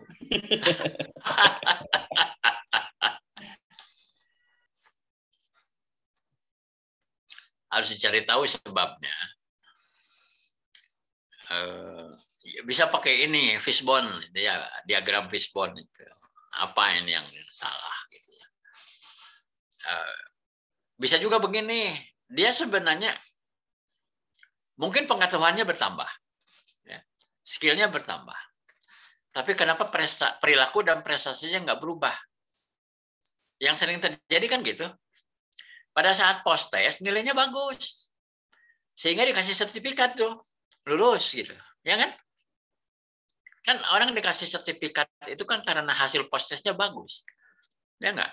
Udah dapat sertifikat. Berarti pada saat dia balik ke perusahaan, pulang dari workshop sekian hari itu, di kepalanya itu udah ada pengetahuan baru kan begitu. Ya udah ada latihan, dia lebih terampil melakukan sesuatu begitu. Tapi kenapa? Kok nggak ada perubahan apa-apa pada saat dia balik ke perusahaan? Perilakunya tidak berubah, hasil kerjanya pun nggak berubah. Dan jangan heran yang kayak gini tuh banyak. Apa sebabnya? Jawaban yang gampang adalah yang internalnya dari dalam diri dia sendiri, memang dia belum ada suatu niat yang kuat untuk mempraktekkan apa yang sudah dipelajari. Itu yang pertama. Ya. Yaitu the power of execution-nya belum ada gitu ya dalam diri dia itu. Yang kedua, lingkungannya tidak mendukung. Dia belajar Excel gitu ya. Menggunakan versi yang terbaru ya. Tapi di perusahaannya Excel-nya versi lama. Bisa dipakai enggak itu yang dia pelajari? Berarti daya dukung dari sisi software, perangkat kerja, ya, membuat dia tidak mempraktekkan begitu. Ya. Tapi kalau dugaan saya ya, kalaupun yang kayak gitu ada ya, saya lebih curiganya ini, itu karena atasannya tidak menindaklanjuti. Sebenarnya gini loh, mengembangkan manusia itu prosesnya itu mirip lari estafet. Pada saat dia ikut workshop, dikirim kemana begitu ya, sekian hari gitu ya, mungkin masuk camp gitu ya, seminggu gitu ya, belajar sesuatu. Pada saat dia ada di dalam workshop, itu dia mendapat pembelajaran dan pembinaan dari trainer, betul nggak? Dari instrukturnya gitu. Udah sampai kemudian prosesnya bagus. Tapi pada saat dia balik ke tempat kerja, atasannya tuh nggak ngapa-ngapain gitu. Harusnya ada tongkat estafet dari instruktur kepada atasan. Mangga selanjutnya tugas atasanlah yang memfasilitasi supaya apa yang dia sudah pelajari itu dia praktekkan. Betul nggak? Saya sekarang nanya deh. Kalau anak buah Anda dikirim training, terus dia balik dari training, Anda pernah nanya nggak sama bawahan Anda? Kamu kemarin belajar apa? Dapat hal-hal baru nggak? Kira-kira ada nggak sih yang kita bisa praktekkan di tempat kita sekarang? Pertanyaan saya, Anda pernah melakukan itu nggak? Enggak, Pak. Nah, harusnya kan nggak perlu nanya dong. Anda sendiri tidak mewujudkannya supaya itu terjadi. Betul? That's the point. Yang salah siapa? Atasannya. Terus caranya gimana dong? Nah, harus ada yang bisa menjembatani antara proses belajar dengan proses eksekusi di lapangan. Ya. Caranya apa? Di akhir pelatihan, kita minta peserta membuat action plan. So what? Anda kan udah belajar ini, belajar ini, belajar ini. So what? Ada yang bisa diterapkan nggak di tempat Anda? Bikinlah program rencana perubahan. Ya. Alat bantunya adalah, nanti ada formulirnya di belakang. Di ujung pelatihan itu dia membuat laporan. Saya sudah training ini, speknya kayak gini, saya memperoleh pengetahuan baru atau insight baru ini, hal-hal yang bisa diterapkan di tempat kerja saya adalah ini. Gitu. Ya, itu kemudian dilaporkan ke atasan dan ada diskusi dengan atasannya, kemudian atasan mendukung supaya action plan dia itu bisa dieksekusi dan ada hasil tentunya. Gitu. Gimana, setuju nggak? Harusnya gitu kan? Ya enggak? Jadi di sini itu sistem pembelajaran dan penerapan hasil belajar itu harus ada. Kedua, harus ada tongkat estafet dari instruktur kepada atasan. Gitu. Kalau tidak ada tongkat estafet yang berpindah kemudian di follow up, maka pelatihan itu hanya sekedar pelatihan. Sebuah event yang ternyata tidak menghasilkan perubahan apa-apa. Gitu. Ya. Saya kalau ngirim anak buah saya, misalnya saya punya psikolog 2 orang, saya kirim dia ikut beberapa metode dan teknik mengenai assessment misalnya, mengenai training misalnya. Ya. Kirim keluar ya, sekian hari. Ya kalau pulang kadang-kadang kami punya SOP, dia harus bikin laporan dan bikin action plan dan kemudian diskusi sama saya. Dan saya memfasilitasi minimal ada perubahan deh. Misalnya nih kalau bicara tentang asesmen, pemeriksaan psikologi misalnya. Yang udah jalan sekarang ada yang perlu diperbaiki enggak? Nah, itu pertanyaan saya. Misalnya format laporan ya. Atau mungkin ada alat tes yang mesti diganti. Kalau kita melakukannya seperti itu, mestinya ada dong perubahan. Dan training itu nggak akan sia-sia kalau menurut saya. Setuju nggak? Ya, harusnya kan begitu. Ya kan gitu. Jadi nggak bisa berdiri sendiri gitu. Seolah-olah udah di training terus kita diem aja lah. Nanti akan baik dengan sendirinya. Nggak bisa. Nggak bisa kayak gitu. Kita harus benar-benar mengawal ini prosesnya itu sampai kemudian menjadi suatu program kerja yang ada hasil begitu. Gitu, Bu Harifah. Ya. Terima kasih, Pak. Ya. Silakan, mungkin ada yang lain yang mau tanya. Ini ada yang nggak kelihatan wajahnya, nggak keluar. Silakan ngomongin. Silakan. Mari Gita. Kan kayak yang kita sering dengar tuh Pak, orang kan ada yang introvert, extrovert gitu kan Pak. Nah itu eksekusi maupun evaluasi mereka kan berbeda gitu ya Pak. Nah itu terus kita gimana Pak?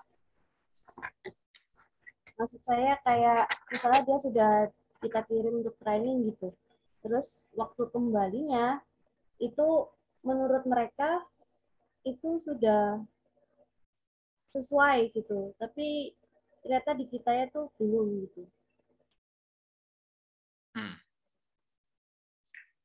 Emang pengaruhnya apa orang introvert atau extrovert itu? Kalau orang introvert memang problem atau gimana?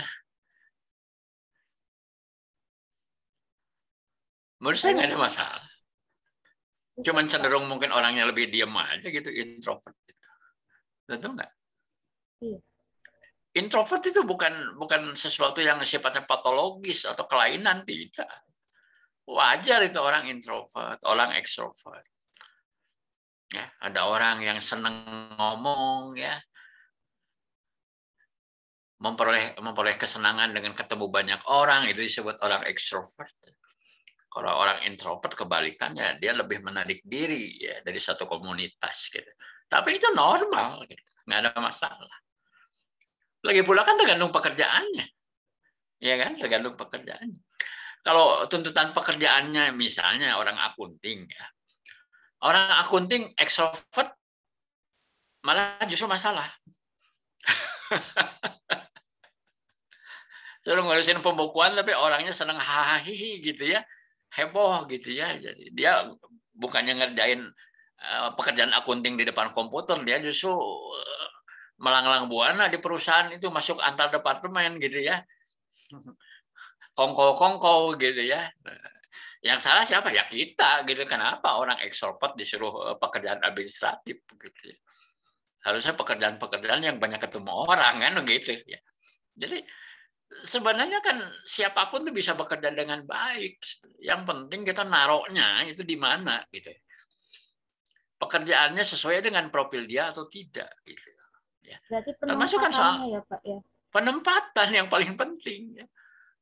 Sering tuh kita itu menjadikan karyawan itu sendiri sebagai kambing hitam. Sebenarnya sering keliru.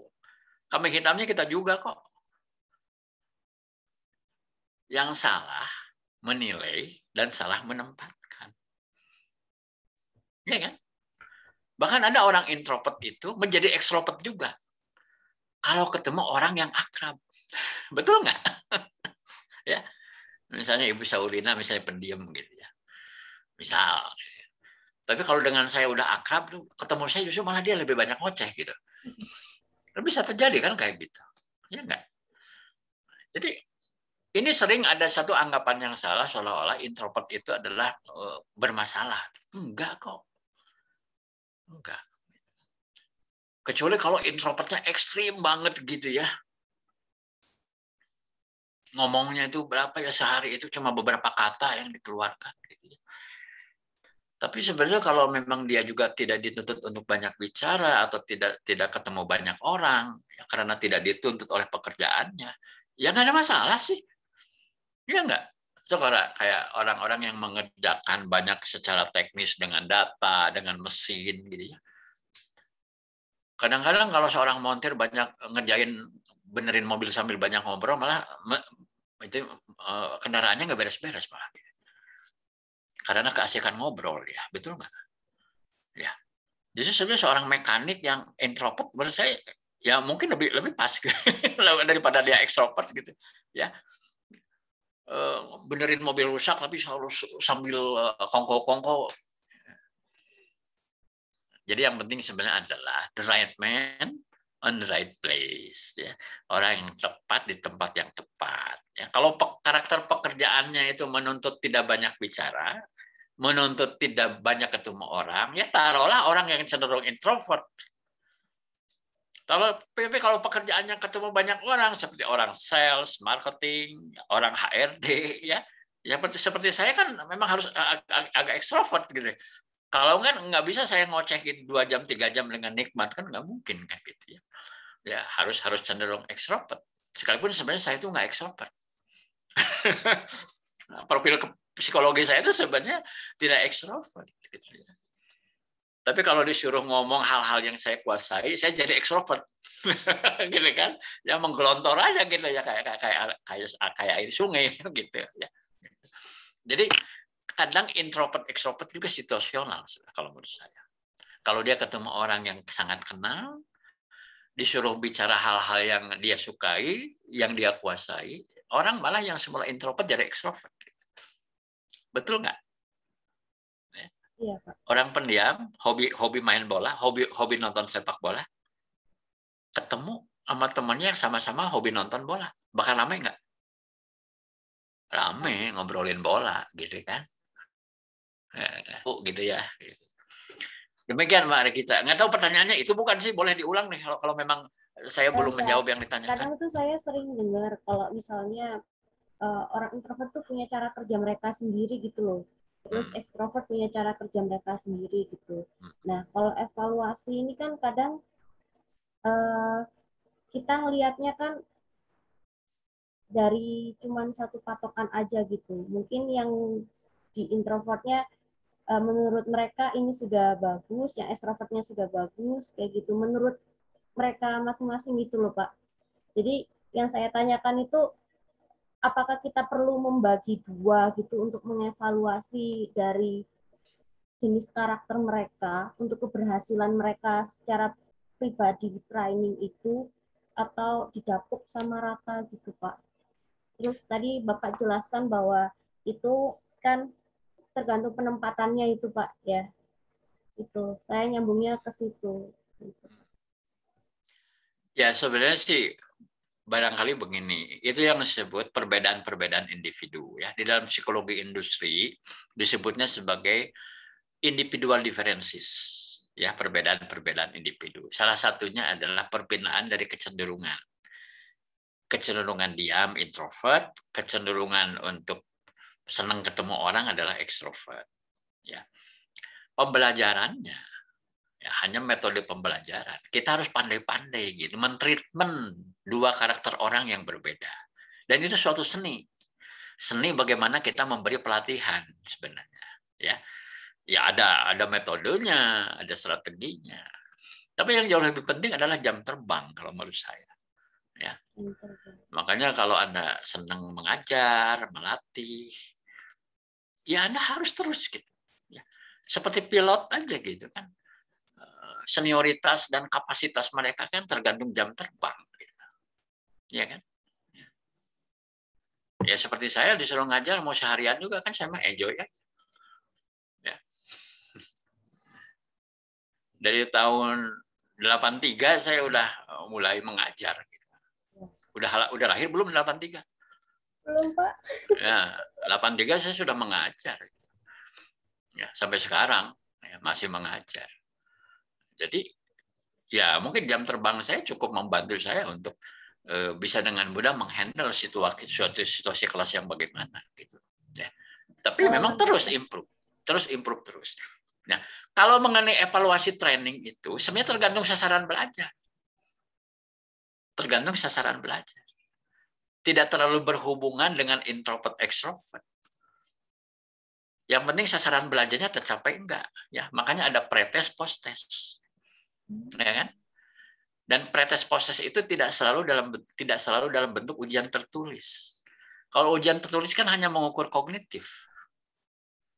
Tapi kalau Anda mengajarkan suatu praktek atau skill tertentu, yang harus dilakukan apa? Minimal simulasi. Betul nggak? Praktek.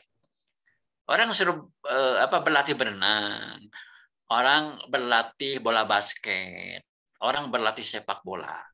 Itu kan motorik semua itu. Maka alat ukurnya adalah alat ukur secara psikomotorik, gitu ya, disuruh mempraktekkan. Sebelum dilatih dia praktekkan, sesudah berlatih dipraktekkan lagi. Pre dan postnya itu bentuknya seperti itu, gitu. Ya kan?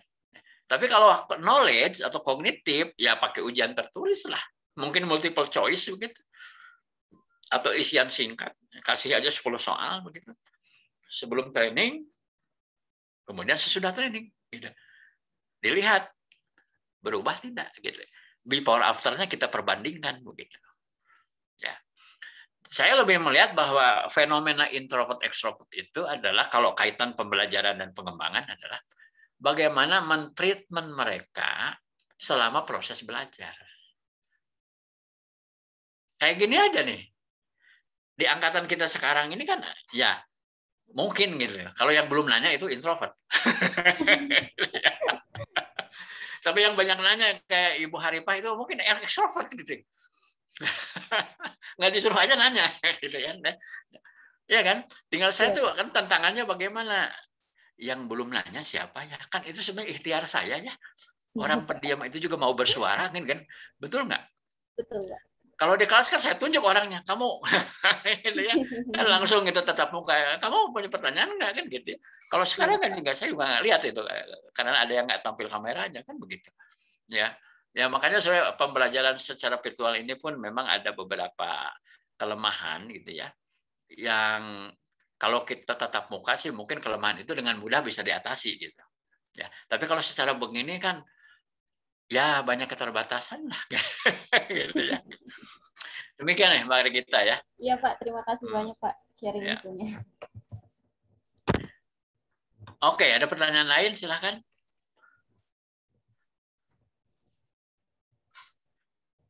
Ini agak ekstrovert, introvert kelasnya. Ya, agak introvert.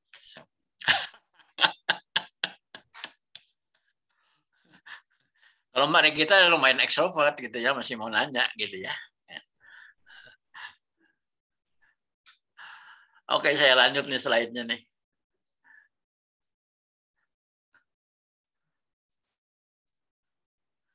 Jadi itu evaluasinya ya sederhana aja, kayak gitu aja kok, pakai modelnya Kirkpatrick gitu ya.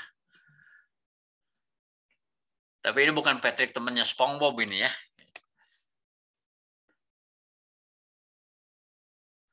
Nah, berikutnya ini saya tampilkan contoh prosedur dan formulir ya. Bagi Anda yang mau sertifikasi untuk HR Manager, misalnya ini adalah portofolio yang diminta, gitu ya, portofolio yang diminta. Ini contoh prosedur dan formulir. Nah, ini contoh. Misalnya prosedur pelatihan, ya, manajer terkait, ya. Jadi ini flowchart yang membacanya dari atas ke bawah ini. Ya. Menyampaikan kebutuhan pelatihan, ya, menggunakan formulir ini, ya. Kemudian kepala Biro Rekrutmen dan Training menerima permintaan pelatihan, ya. Bisa juga di sini mempertimbangkan dan merekomendasikan pelatihan apa, gitu ya. Kemudian ACC Manager HRD, ya. Kalau tidak diinformasikan, ya ini bisa ACC bisa tidak, ya kalau tidak ya mungkin karena sesuatu hal mungkin belum bisa dilaksanakan sekarang, misalnya karena masalah anggaran dan sebagainya, misalnya atau dianggap tidak relevan, misalnya kepala security minta training memasak misalnya untuk anggota security, kan itu ternyambung gitu kan misalnya kayak gitu ya. Kalau ACC kemudian analisis teknik pelaksanaan nih, bagaimana pelaksanaannya ya. Apakah di sini training intern? Yes, jalan terus. Kalau enggak berarti training extern gitu ya. Kemudian teknis operasionalnya bagaimana ya, berlanjut ke slide berikut ya. Pelaksanaan dikelola departemen terkait kah misalnya ya, atau dikelola oleh HR ya. Ini tergantung nanti bidangnya apa gitu ya. Kemudian setelah rekrutmen training membuat laporan pelaksanaan ya. Peserta mengisi form absen, evaluasi pelatihan yang tadi itu ya. Kemudian berikutnya staf rekrutmennya mengarsip absensi dan evaluasi pelatihan. Peserta training menyerahkan kopi absensi dan evaluasi pelatihan ke HRD. Ya.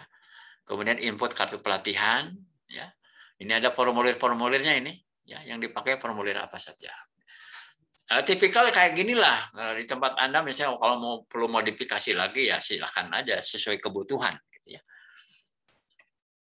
Nah, ini contoh kuesioner analisis kebutuhan pelatihan atau TNA. Ini satu contoh yang sederhana. Ya. Dari perspektif individu. Ya, jadi ini diminta karyawan mengisi. Gitu. Ya. Data respondennya siapa, nama, dan sebagainya. Tugas-tugas pokok dan tuntutan kemampuan dan tingkat pencapaian. Jadi di sini ada 3 kolom yang penting, ini bagian utamanya. Ya. Tugas-tugas pokok Anda pada jabatan ini itu apa? Apa kemampuan yang dituntut untuk dapat melaksanakan tugas ini dengan baik dan efektif? Bagaimana tingkat pencapaian kemampuan Anda? Gitu ya. Di sini pakai skala 4 sangat menguasai, 3 menguasai, 2 cukup menguasai, 1 kurang menguasai. Misalnya ini nih, contoh misalnya mewawancarai calon karyawan agar dapat ditentukan apakah memenuhi syarat untuk mengisi suatu jabatan. Kemampuan yang dituntut adalah metode dan teknik wawancara seleksi karyawan. Dia sendiri menilai tingkat kemampuannya 3 cukup. Ya. Jadi ini nyambung dengan job desk sebenarnya ya, terutama tugas-tugas pokok. Ya. Nanti kan kalau nilainya 1 atau 2 berarti ada gap sebenarnya ya. Cukup itu kan antara ya dan tidak sebenarnya. Tapi kalau dia menjawabnya 4 ya berarti udah oke gitu. Tapi nanti kan atasannya juga memberikan suatu rekomendasi atau pendapat di sini ya. Catatan atau rekomendasi dari atasan langsung tentang kemampuan kerja, kinerja, dan kebutuhan pelatihan yang diusulkan. Jadi ini contoh formulir TNA ini. Ya. Kemudian ini lembar permintaan pelatihan. Ya. Jadi training request gitu ya. Nah, seperti inilah contohnya.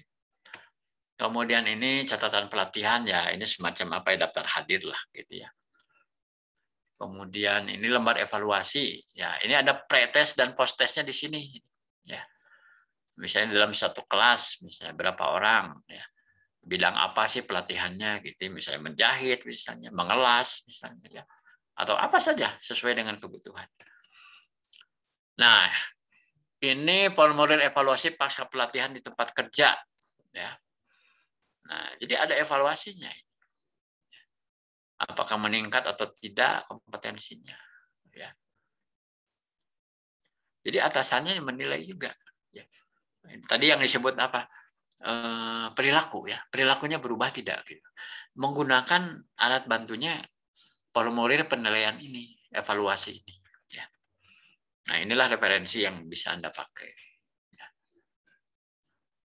Demikian kurang lebih pelatihan pembelajaran dan pengembangan. Ya. Silakan kalau ada yang mau bertanya, jangan sungkan-sungkan. Masih ada waktu, silahkan.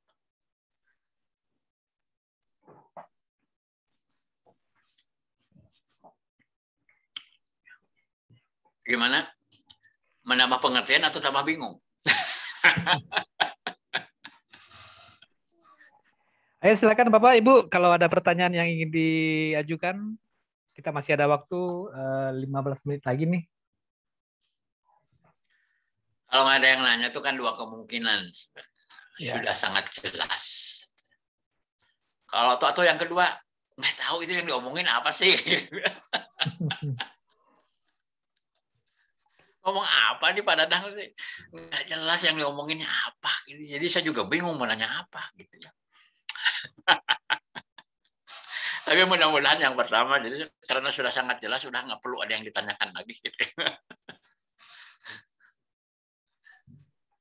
Silakan, mungkin punya contoh kasus atau apa atau pemikiran lain boleh. Silakan.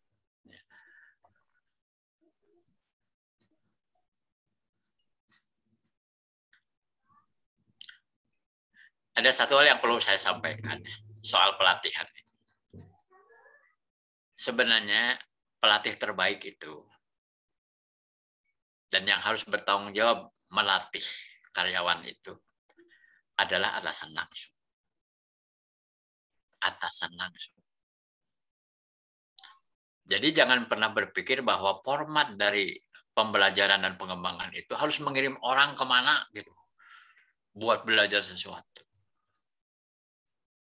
Ya mungkin bisa saja seperti itu kalau sumber-sumber belajarnya tidak tersedia gitu. Tidak ada instruktur yang bisa mengajari itu. Ya. Atau bukan kompetensi atasannya gitu. It's okay ya.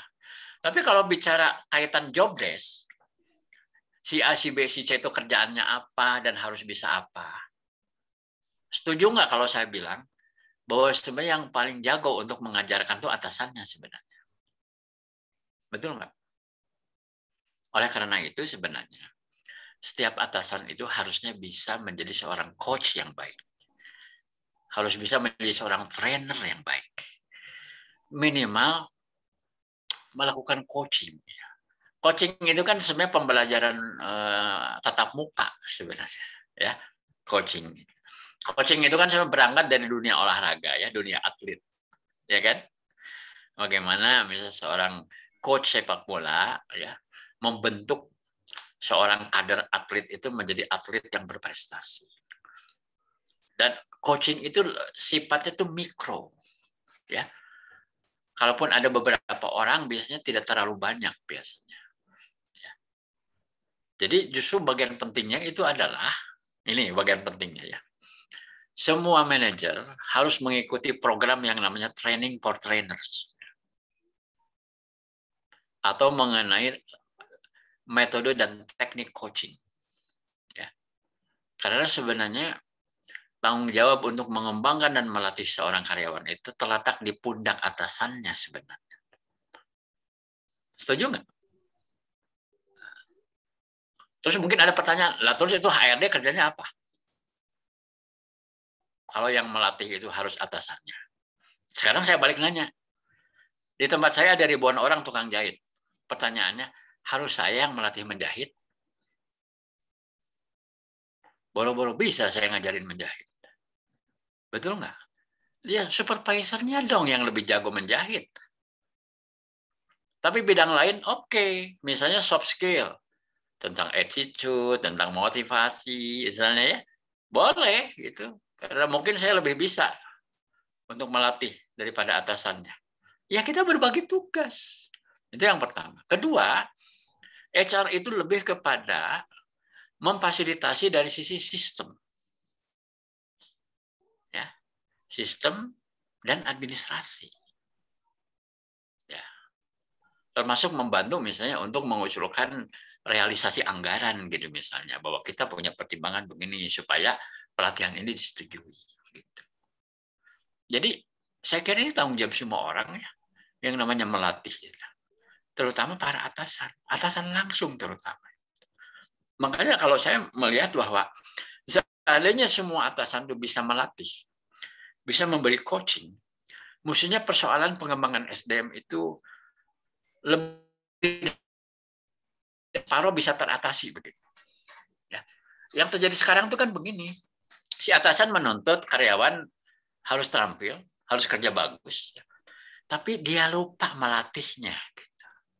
Ya, dia tidak benar-benar mengalokasikan waktu, ya, mengerjakan hal teknis. Jangan lupa loh, yang namanya manajemen itu ya, definisi.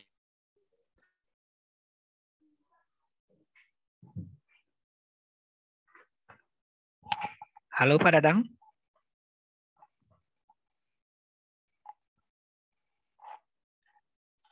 Halo Pak Dadang, terputus suaranya.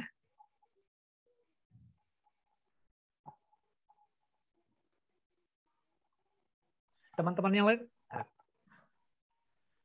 Silakan, kalau mungkin ada pertanyaan yang lain. Silakan. Ini koneksi di saya kurang stabil ini. Oh. Agak putus-putus ya. Iya, Pak. Silakan rekan-rekan kalau ada yang mau ditanyakan.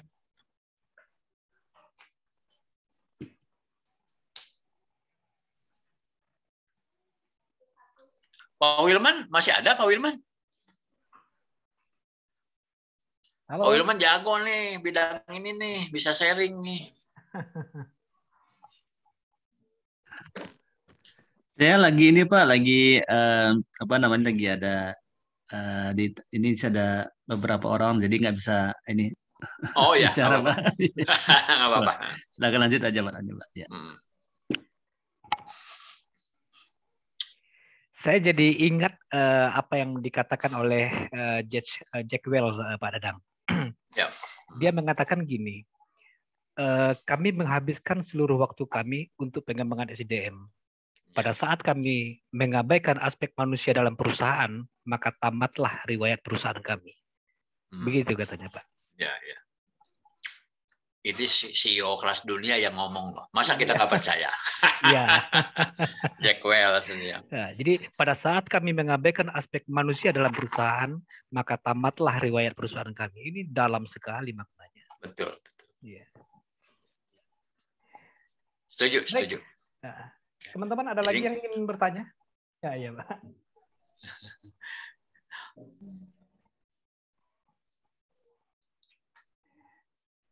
Kalau tidak ada,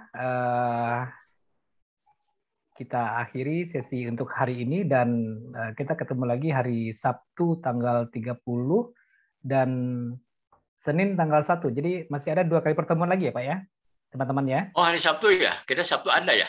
Iya, berarti malam minggu ya Pak ya? Malam minggu. Baik. Dasar memang orang-orang maniak belajar, malam minggu aja mesti belajar. Iya. Baik, terima kasih atas perhatiannya.